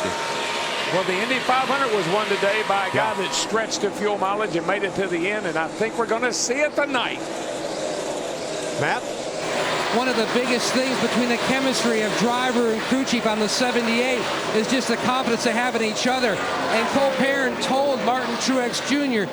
that if this goes the distance, it'll be 8 laps longer than we've gone all night on a set of tires. Your tires have looked good after every stop, so just bear that in mind that this could be it for us. Wow. At Indianapolis, Alexander Rossi crossed the finish line at 50 miles an hour out of fuel. What will happen here in Charlotte in the next 48 laps?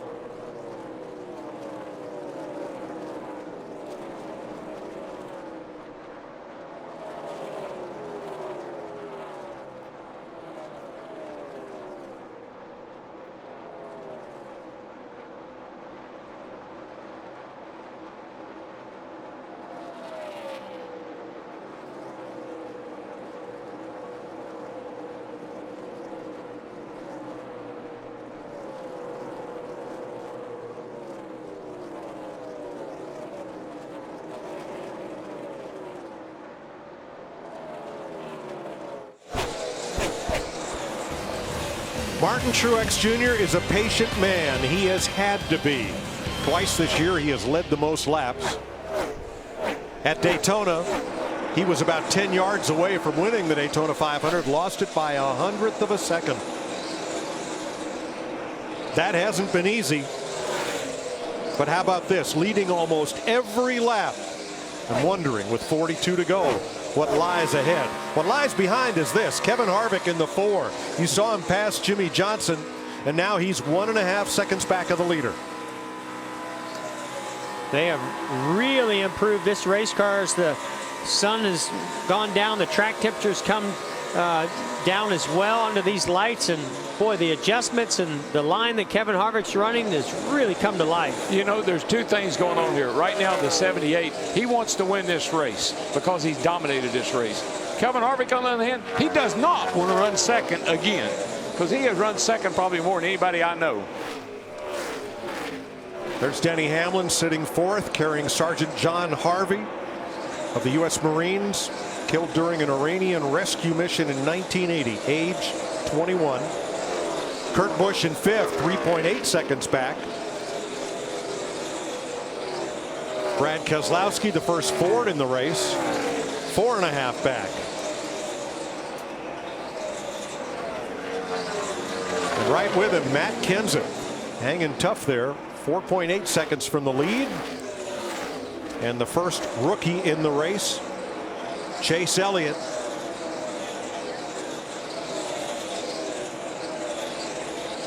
Kyle Busch still hanging right at the back of the top 10, 6.5 seconds off the lead. And Joey Logano back on the lead lap due to a previous wave around.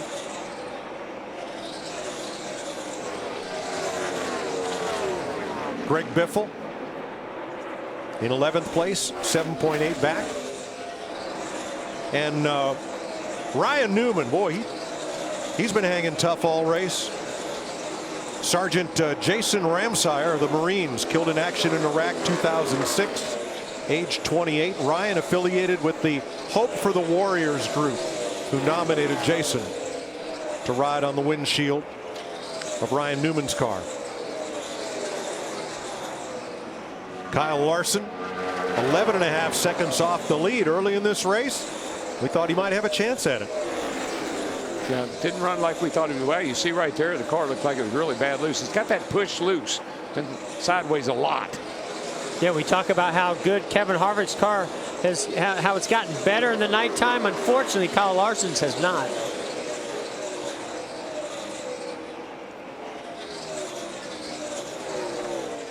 Ricky Stenhouse got the free pass. He's back on the lead lap in 15th place. And Dale Earnhardt Jr. The last car on the lead lap is Carl Edwards, but that's because he took a wave around on the last caution and did not pit. So he should be in shortly.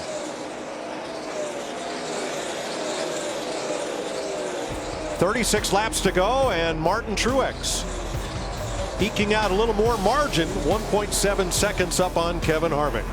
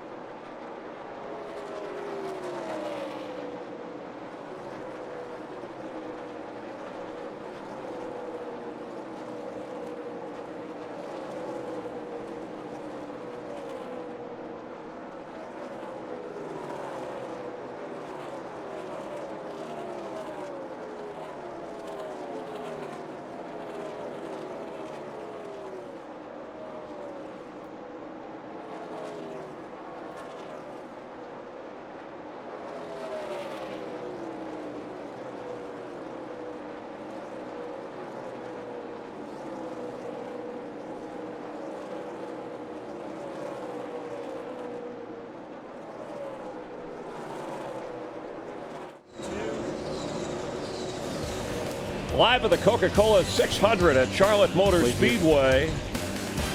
31 laps to go, and it's been a one-man show with Michael Waltrip, Chris Myers. The show is Martin Truex Jr. Historic night for him in this race. Michael, it's either going to be a 600-mile beatdown or a historic heartbreaker.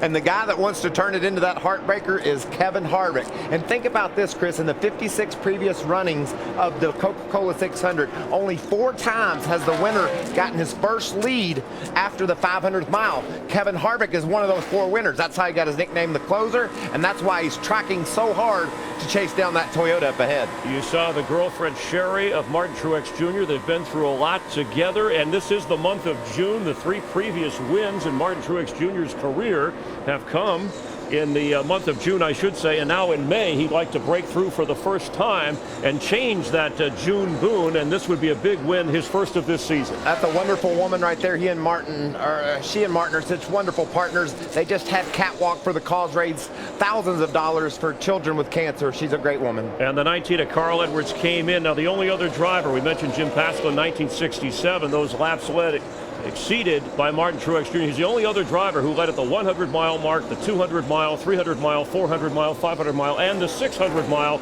Can Martin Truex Jr. do that? We'll see if he's up to the challenge. Let's head back upstairs to Darrell Waltrip, Jeff Gordon, and Mike Joy.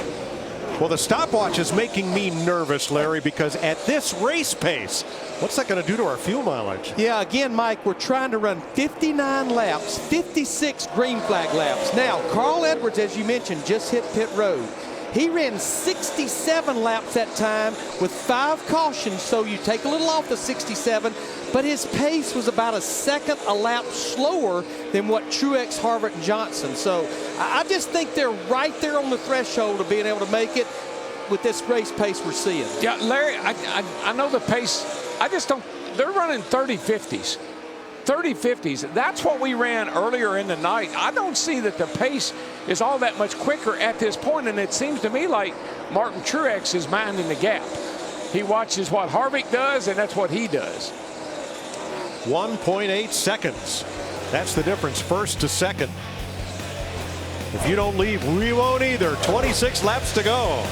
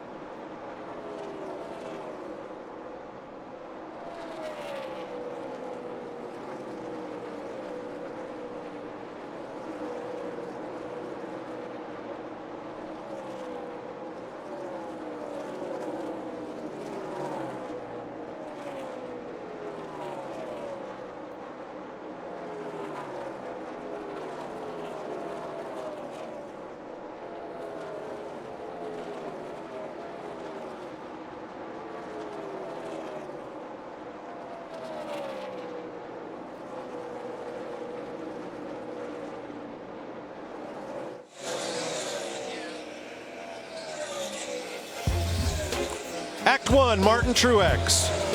Act 2, Act 3, Act 4, Act 5. Martin Truex Jr. has chewed up all the scenery and dominated all the lines in this 5-act play so far.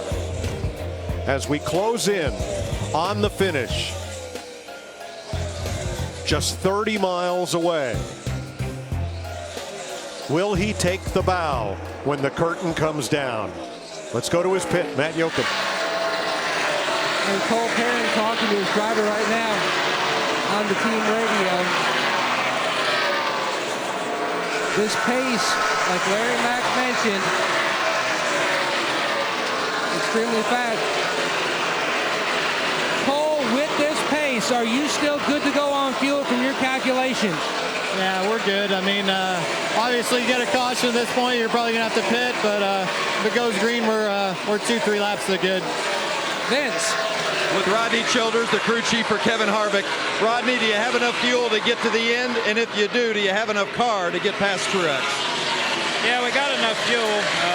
I don't think we got enough car right now. We ended up a little bit too tight this run, but everybody's done a really good job on the Jimmy John Chevrolet. We didn't start the race very good, and everybody's worked really hard to make sure that we could get it better here at the end of the race. So just proud of everybody on the car, and hopefully we can get a caution here and have another shot at it. Thanks, Rodney. Mike. Chad Knaus declined our request for an interview. He's Jimmy Johnson's crew chief. He's concentrating on Johnson closing on Kevin Harvick, but we can get an update from their pit. Jamie. Yes, and Ron Malik is the car chief for Jimmy Johnson. I just asked him about their fuel situation, and he said, we're good. We haven't even mentioned it. And I looked at their little dry erase board, and it said good to 403, so they think they're good even for overtime. Wow. Well, that just tells me how much fuel these drivers are saving fuel when they come off pit road from that caution pit stop. They just shut the engine off and coast, and that's saving a lot more fuel than we can calculate. Listen, we're running 30.8, 30.78 right now. That's not fast. We've seen much faster pace in this, so everybody is saving fuel. Everybody's backed it down, trying to make it. Martin Truex has been passed once under green for the lead tonight, and what a crazy year he's had. It began in Daytona when he finished second in the Daytona 500 by 1/100th of a second. 10 feet to the line, Truex is the winner. Denny Hamlin edges him by 100. Then at Texas, he stays out. Everybody else gets fresh tires, blasts on by him. And then the impossible happened. A screw backs out from a wheel spacer, gets hung behind the wheel. He has to come in and stop again. Finally at Dover, Jimmy Johnson's transmission won't go into gear, and Truex cannot avoid Jimmy Johnson. One thing after another has kept Truex from victory lane. I didn't really want to see all that. And I know he doesn't want to think about it, but man, this car, I have never seen a car dominate a race like that thing has. This thing has been flawless. And what's he proudest of this year? Earlier this week, he and Sherry Pollux held Catwalk for a Cause, a fashion show. His foundation earned over $370,000 to support childhood and ovarian cancer. And Sherry Pollux beat cancer and has been by Martin's side for most all of his career at NASCAR's top levels. Two-time champ of what's now the Xfinity Series, and perhaps in 13 laps going to be a first-time winner in 2016. First time for this season, that is. Does this make you nervous at all? Very. It makes me, I got a knot in my stomach.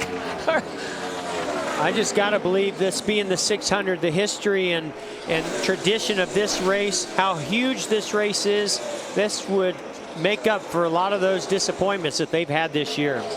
Jeff, this is one of the crown jewels. Daytona 500, the Coca-Cola 600, and the Southern 500. Those are tracks and races that, as any driver, we always wanted to win, and very few have ever done it.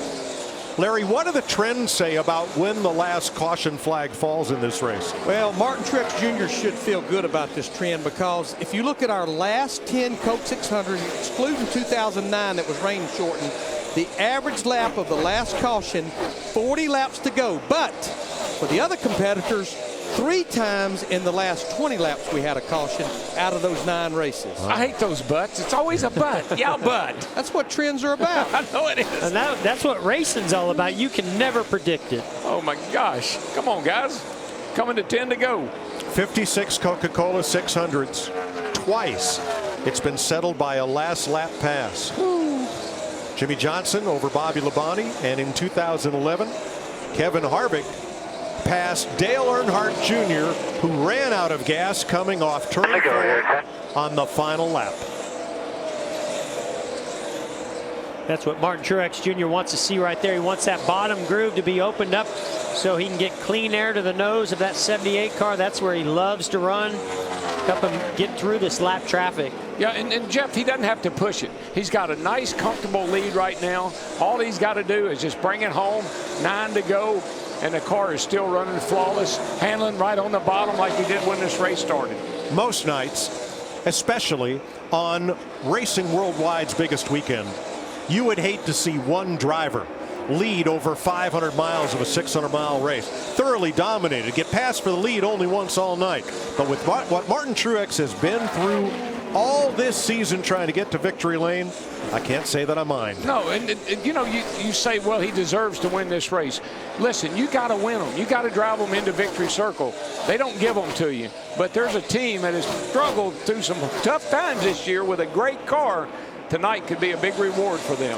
Guys, we talk about keeping up with this track, having an adjustable race car. We've been talking about it all week long. We went back and looked at the 8 pit stops that Martin Truex Jr. has come to pit road. 4 under caution and 4 under green. The only adjustment we could see, now we can't see air pressure adjustments.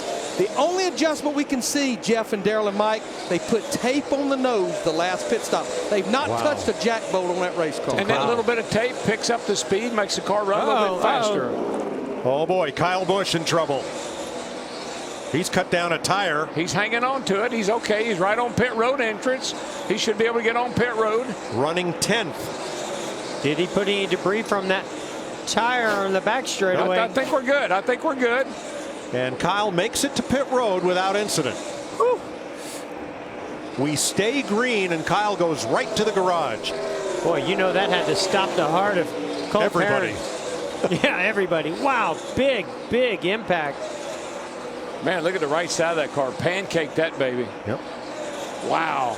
No caution, 6 laps to go.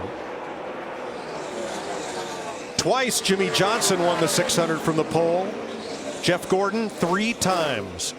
Both driving for Hendrick Motorsports. The last time that anybody else, any other team, won the Coca-Cola 600 from the pole, you have to go all the way back to 1976. David Pearson and the Wood Brothers Mercury won the 600 from the pole. What Martin Truex is trying to do tonight. Mike, I tell you, I've been going to races my whole life. I've never seen a car as dominant from drop of the green to what we're getting ready to come to the checkered here as I've seen that 78 car tonight. I've never seen a car run flawless all night long like this thing has. The only thing I'd be a little nervous about right now, I don't mean to be the pessimist here, but why did that tire go down on the 18 car? Can that happen to somebody else? This is the longest we've been on a green flag run on tires all race long. 4 laps to go. I think we'll make it. But Daryl, I agree with you. Not even that race at Loudon, New Hampshire, where Jeff Burton led every single lap, was it as dominating a performance as this has been tonight for Martin Truex, car owner Barney Visser, general manager Joe Garone, crew chief Cole Perrin, spotter Rick Corelli, everybody on that 78 team, the only NASCAR team not based near Charlotte, North Carolina. 21's got a tire down, the right rear down. I think he's going to be okay. He got the car slowed down. He should be fine. I don't think we're going to have a problem here. Well, the only thing Martin Truex Jr. doesn't want to see is that tire come apart and scatter debris all the way down that back straightaway. So 3 to go. I think we're okay. I don't think we're going to have any debris looks issues. Good. That looks good. Coming to 2 to go. Blaney limps to pit road, 2 laps to go. And Mike, a big tip of the hat to the pit crew tonight, and most of all to Martin Truex Jr. You have got to drive a car into victory circle. It doesn't go in there by itself, and he has been on his game tonight. Blaney makes it to pit road.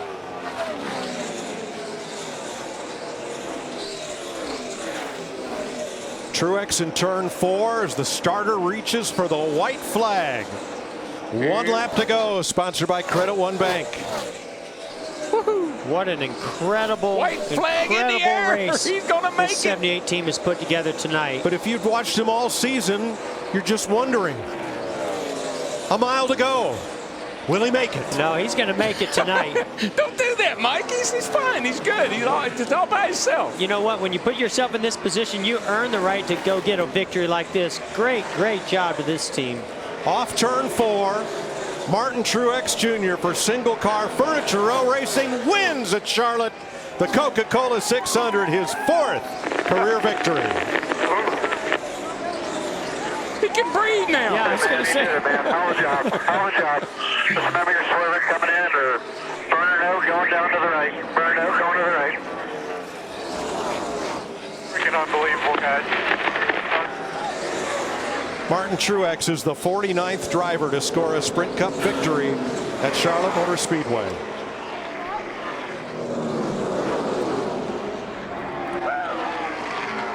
He led 392 of 400 laps.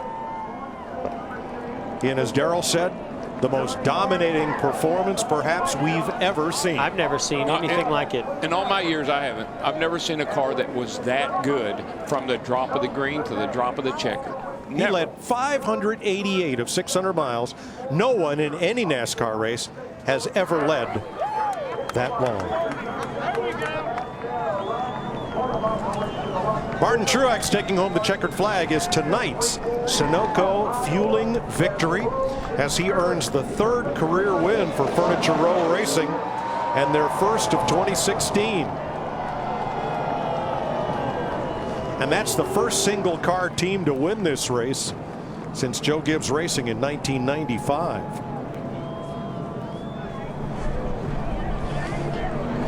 I think he just blew the engine. I think something happened down there, but you know, you saw Sherry walking down through. I think this is the first race that she's been to in quite some time without one of her wigs on. Tonight was the first time. Well, she walked down the catwalk without her wig, and that was the first. She said, I'm not even seen in private without my wig, but tonight I'm going to set it aside. And she did so, and proudly. But as a cancer survivor, wow, what, look, what a night for that race team. Now, this is a very popular victory. This team has been through a lot, like you mentioned, DW. I guess he didn't blow the engine. No. There he goes. He knows how to do it. Look at there. He's been practicing somewhere. Look at that thing. Do it, Martin. You deserve it, buddy. All that smoke will blow away a lot of those tears from the earlier races this year, won't it? Sure will. Just think about how many races he could have won. You think back to Daytona, Kansas, Dover. I just think of how many times we've heard Martin Truex Jr. get out of the car and do that post-race interview and be so let down and disappointed because things didn't go right. What's he going to say this time? It all went right. I don't know, but he is disappointment. He has handled it so well. Sherry's documenting the whole thing. She should. Photos and video. That's one for the record books. That performance tonight is one for the record books.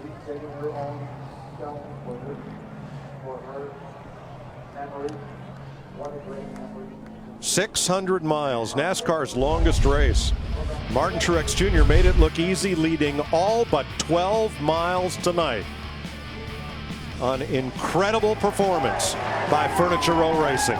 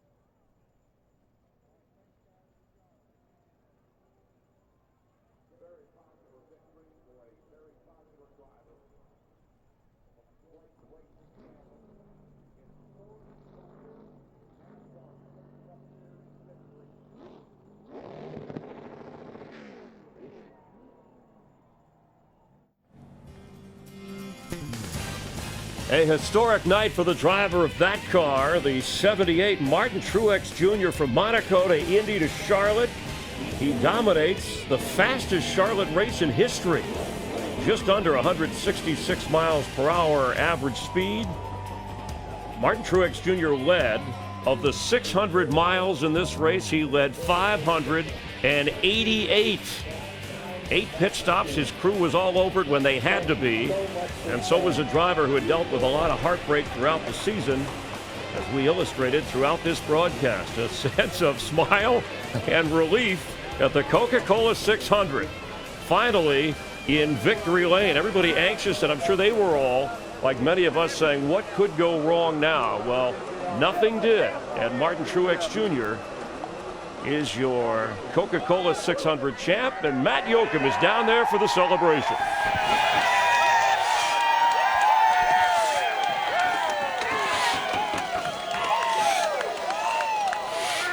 A run for the record books, 392 laps, sled.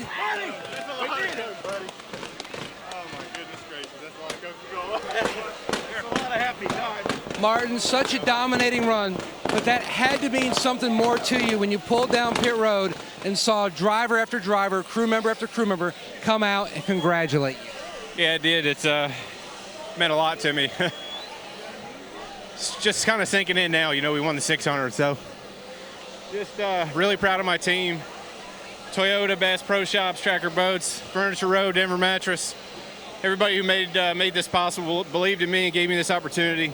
Cole Pern, man, Jazzy, my guys are just, they're something special. So just got to thank all of them. It's a big day. You know, got the troops on the cars, special weekend. It's really neat to bring that name home in victory lane. So just a lot of emotion right now. I'm not real sure it's sunk in yet, but just an amazing day, amazing weekend for all of us, and just weekend you dream about. When you look at all the runs you've had over the past year, even here last fall, here last year in this event, Daytona 500, Texas, Kansas, did you ever think at some point, I know the other shoe is going to drop? Oh yeah, I had confidence, I had faith. I had confidence in my team. I've got a lot of great people behind me. Sherry's, you know, she gives me a lot of inspiration, and we just keep fighting. We never give up. We never quit. We always just keep digging, and just proud of my guys for sticking behind me. The pit crew's come a long way. They did a great job tonight, and hope I'm not leaving anybody out. Sprint, the fans, thank you all. So many fans that have supported us the last couple of years with so many heartbreaks, so I really appreciate that, and just had a lot of fun racing tonight. You talk about your team here with the 78, but no more important team than this young lady right next to you. What does this win mean to you? Because you've been there by his side, just like he's been by your side. Yeah, I mean, it's amazing. I keep telling him that he had to lose all those races and that God was building this character to win a big one. And this is huge for us and our hometown and our family and for Johnny and Barney. And we've been through so much. This is just the icing on the cake. It's awesome. It's so cool.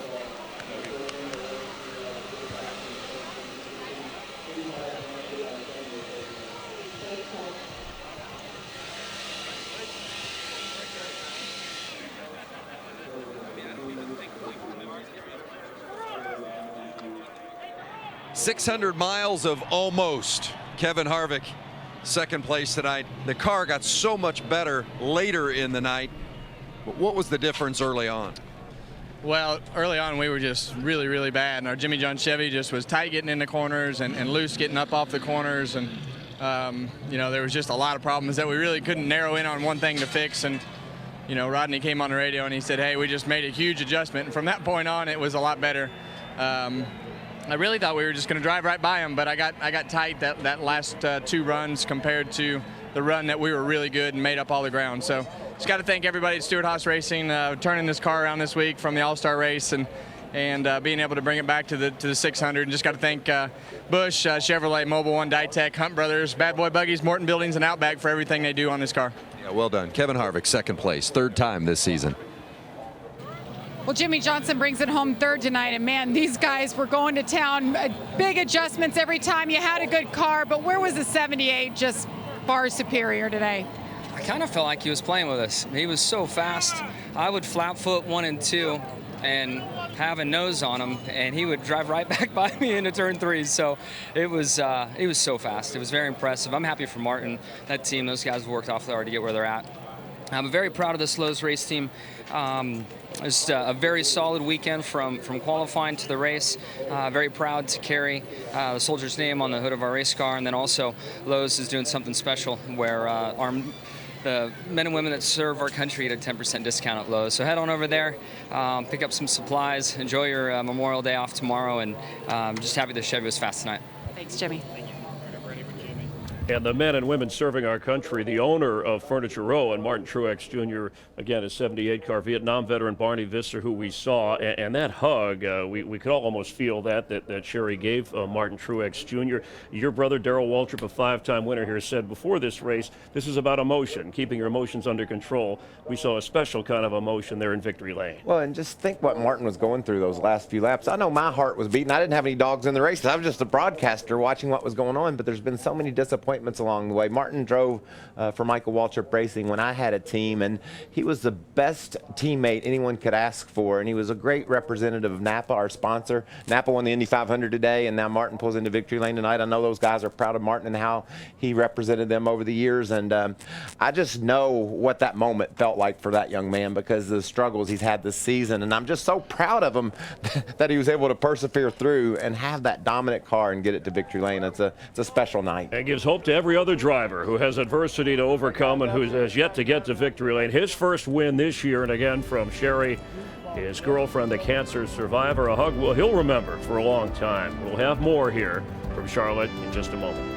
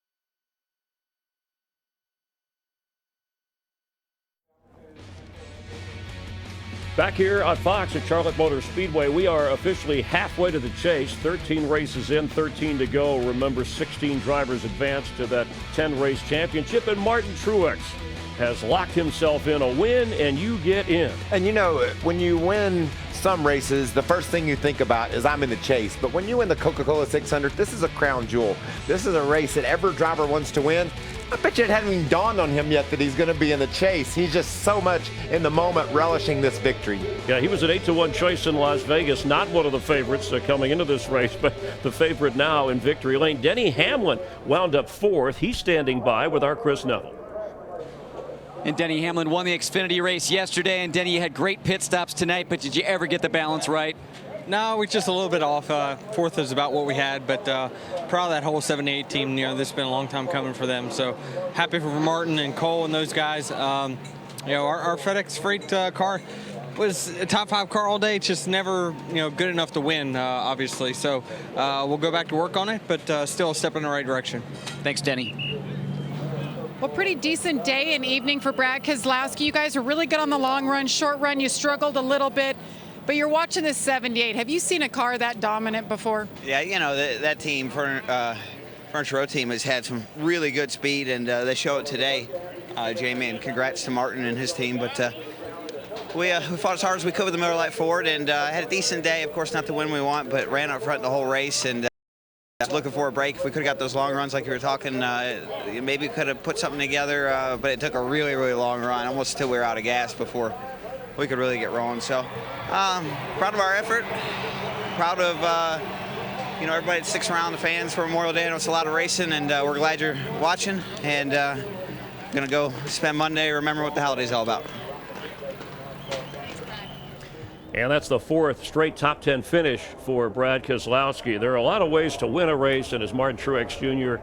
can tell you, there's a lot of ways to lose a race that you think you should win. And this was all about him this afternoon, this evening, and it will be for a while until we go to Pocono, where he won last year. Let's head back upstairs, get some final thoughts from Darrell Waltrip, Jeff Gordon, and Mike Joy.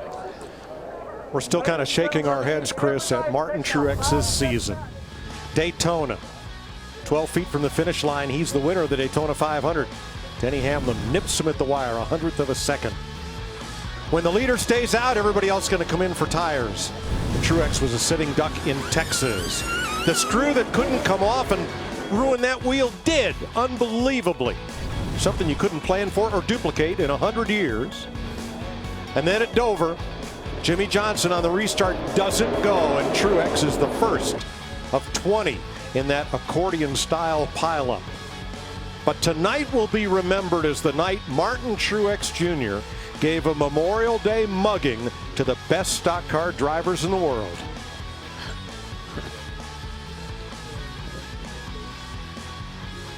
That was his first reaction to the fans. And Sherry Pollux celebrating with her man, as they had hoped to do at almost every race this season. And oh, by the way, next week we go to Pocono, where last year he led almost 100 of the 160 laps and dominated there too. But what a performance. Unbelievable. I'm just so happy for Martin, for Sherry, for Barney Visser, that entire 78 team Cole Perrin. I mean, they have been put to the test, not just this year, last year as well. I mean, I know they ended up the season very, very good, but this is not the first time they've gone through some adversity, but boy, did they achieve the ultimate by winning here in a dominant fashion. And watch out, now they've got that victory, they might just go on a run. The next time you ask me, have I ever? I'm going to say, yeah, one time in Charlotte, I saw a car that was absolutely perfect. You don't see a perfect car very often. No. Tonight we saw not only a perfect car, a perfect driver, and a pit crew that was on their game tonight. Congratulations. I don't know, DW. I don't know if we'll ever see that again. And Chris, consider this, of today's 3 big winners around the world, none of them had been to victory lane all season before today. And let's show you that, Mike, and appreciating a masterpiece from Martin Truex Jr. in Monaco. The pole sitter, Daniel Ricciardo, they had a pit strategy, but they didn't have the tires when he went in there. Lewis Hamilton took the lead and then held off Ricciardo. 4th straight win for Mercedes at Monaco. Meanwhile, the 100th running of the Indy 500, rookie Alexander Rossi took advantage to win. He was 100-1 shot, long shot when the week started, but Rossi wins at Indy, and then moments ago, a sentimental journey of 600 miles for Martin Truex Jr. 3 hours and 44 minutes, the fastest Coca-Cola 600, covering a lot of miles, and again, the fastest in terms of speed, just under 161 miles per hour. Now he knows he's in the chase. He's got the winner sticker on his car, gets a big hug from Denny Hamlin. I don't think I've ever seen drivers more happy for another guy. Everybody was congratulating Martin. What a heartbreaker that would have been after that dominant performance. Yeah, in a marathon race with plenty of adjustments, he and his crew, they had the right car at the right time, and they knew it. No need to make a lot of changes. Well, when you look at the lap times from practice yesterday, that car was the best yesterday. But it was hot, it was sunny. How can you predict that it's going to be good when the temperatures cool down, the track cools down? Cole Perrin and that whole team had a plan, had a setup that worked, versatile between the heat and the night. An amazing performance. Of 400 laps, only 8 were not led by Martin Truex Jr. in his Toyota. A single car team with an alliance of Joe Gibbs Toyotas spinning in victory lane here at Charlotte Motor Speedway. We'll have more on Fox in just a moment.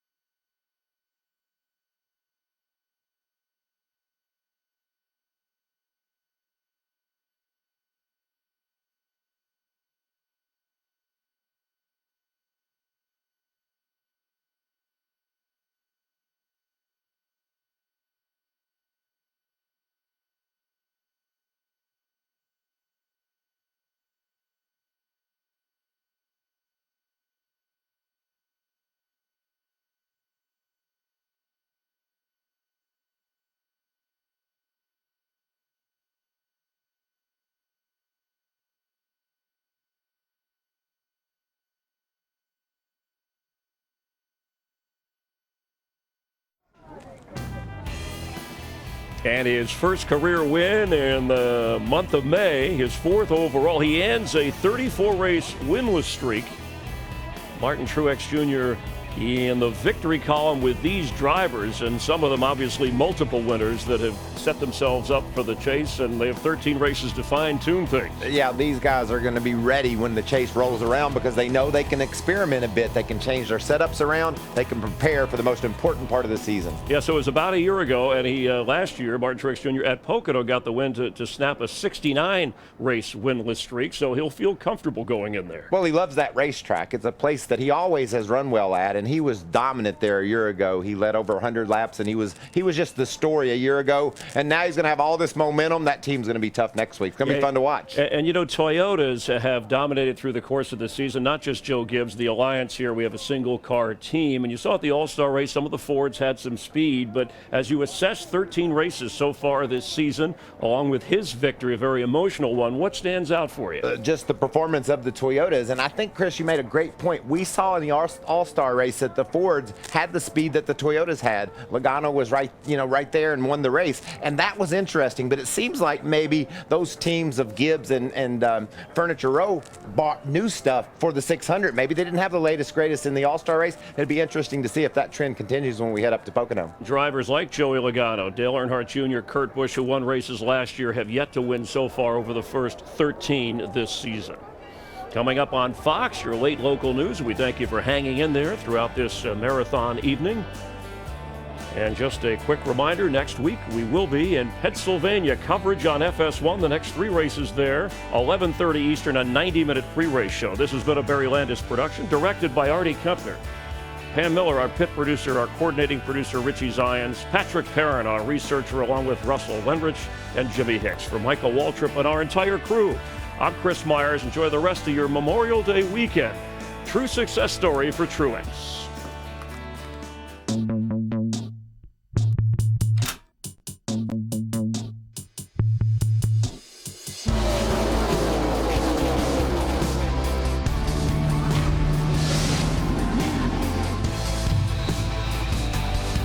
Martin Truex Jr. wins at Charlotte, the Coca-Cola 600. This copyrighted telecast may not be reproduced, retransmitted, or used in any form without the authorized written consent of NASCAR Broadcasting. NASCAR would like to thank all of our fans for your support, and we hope you enjoyed today's broadcast.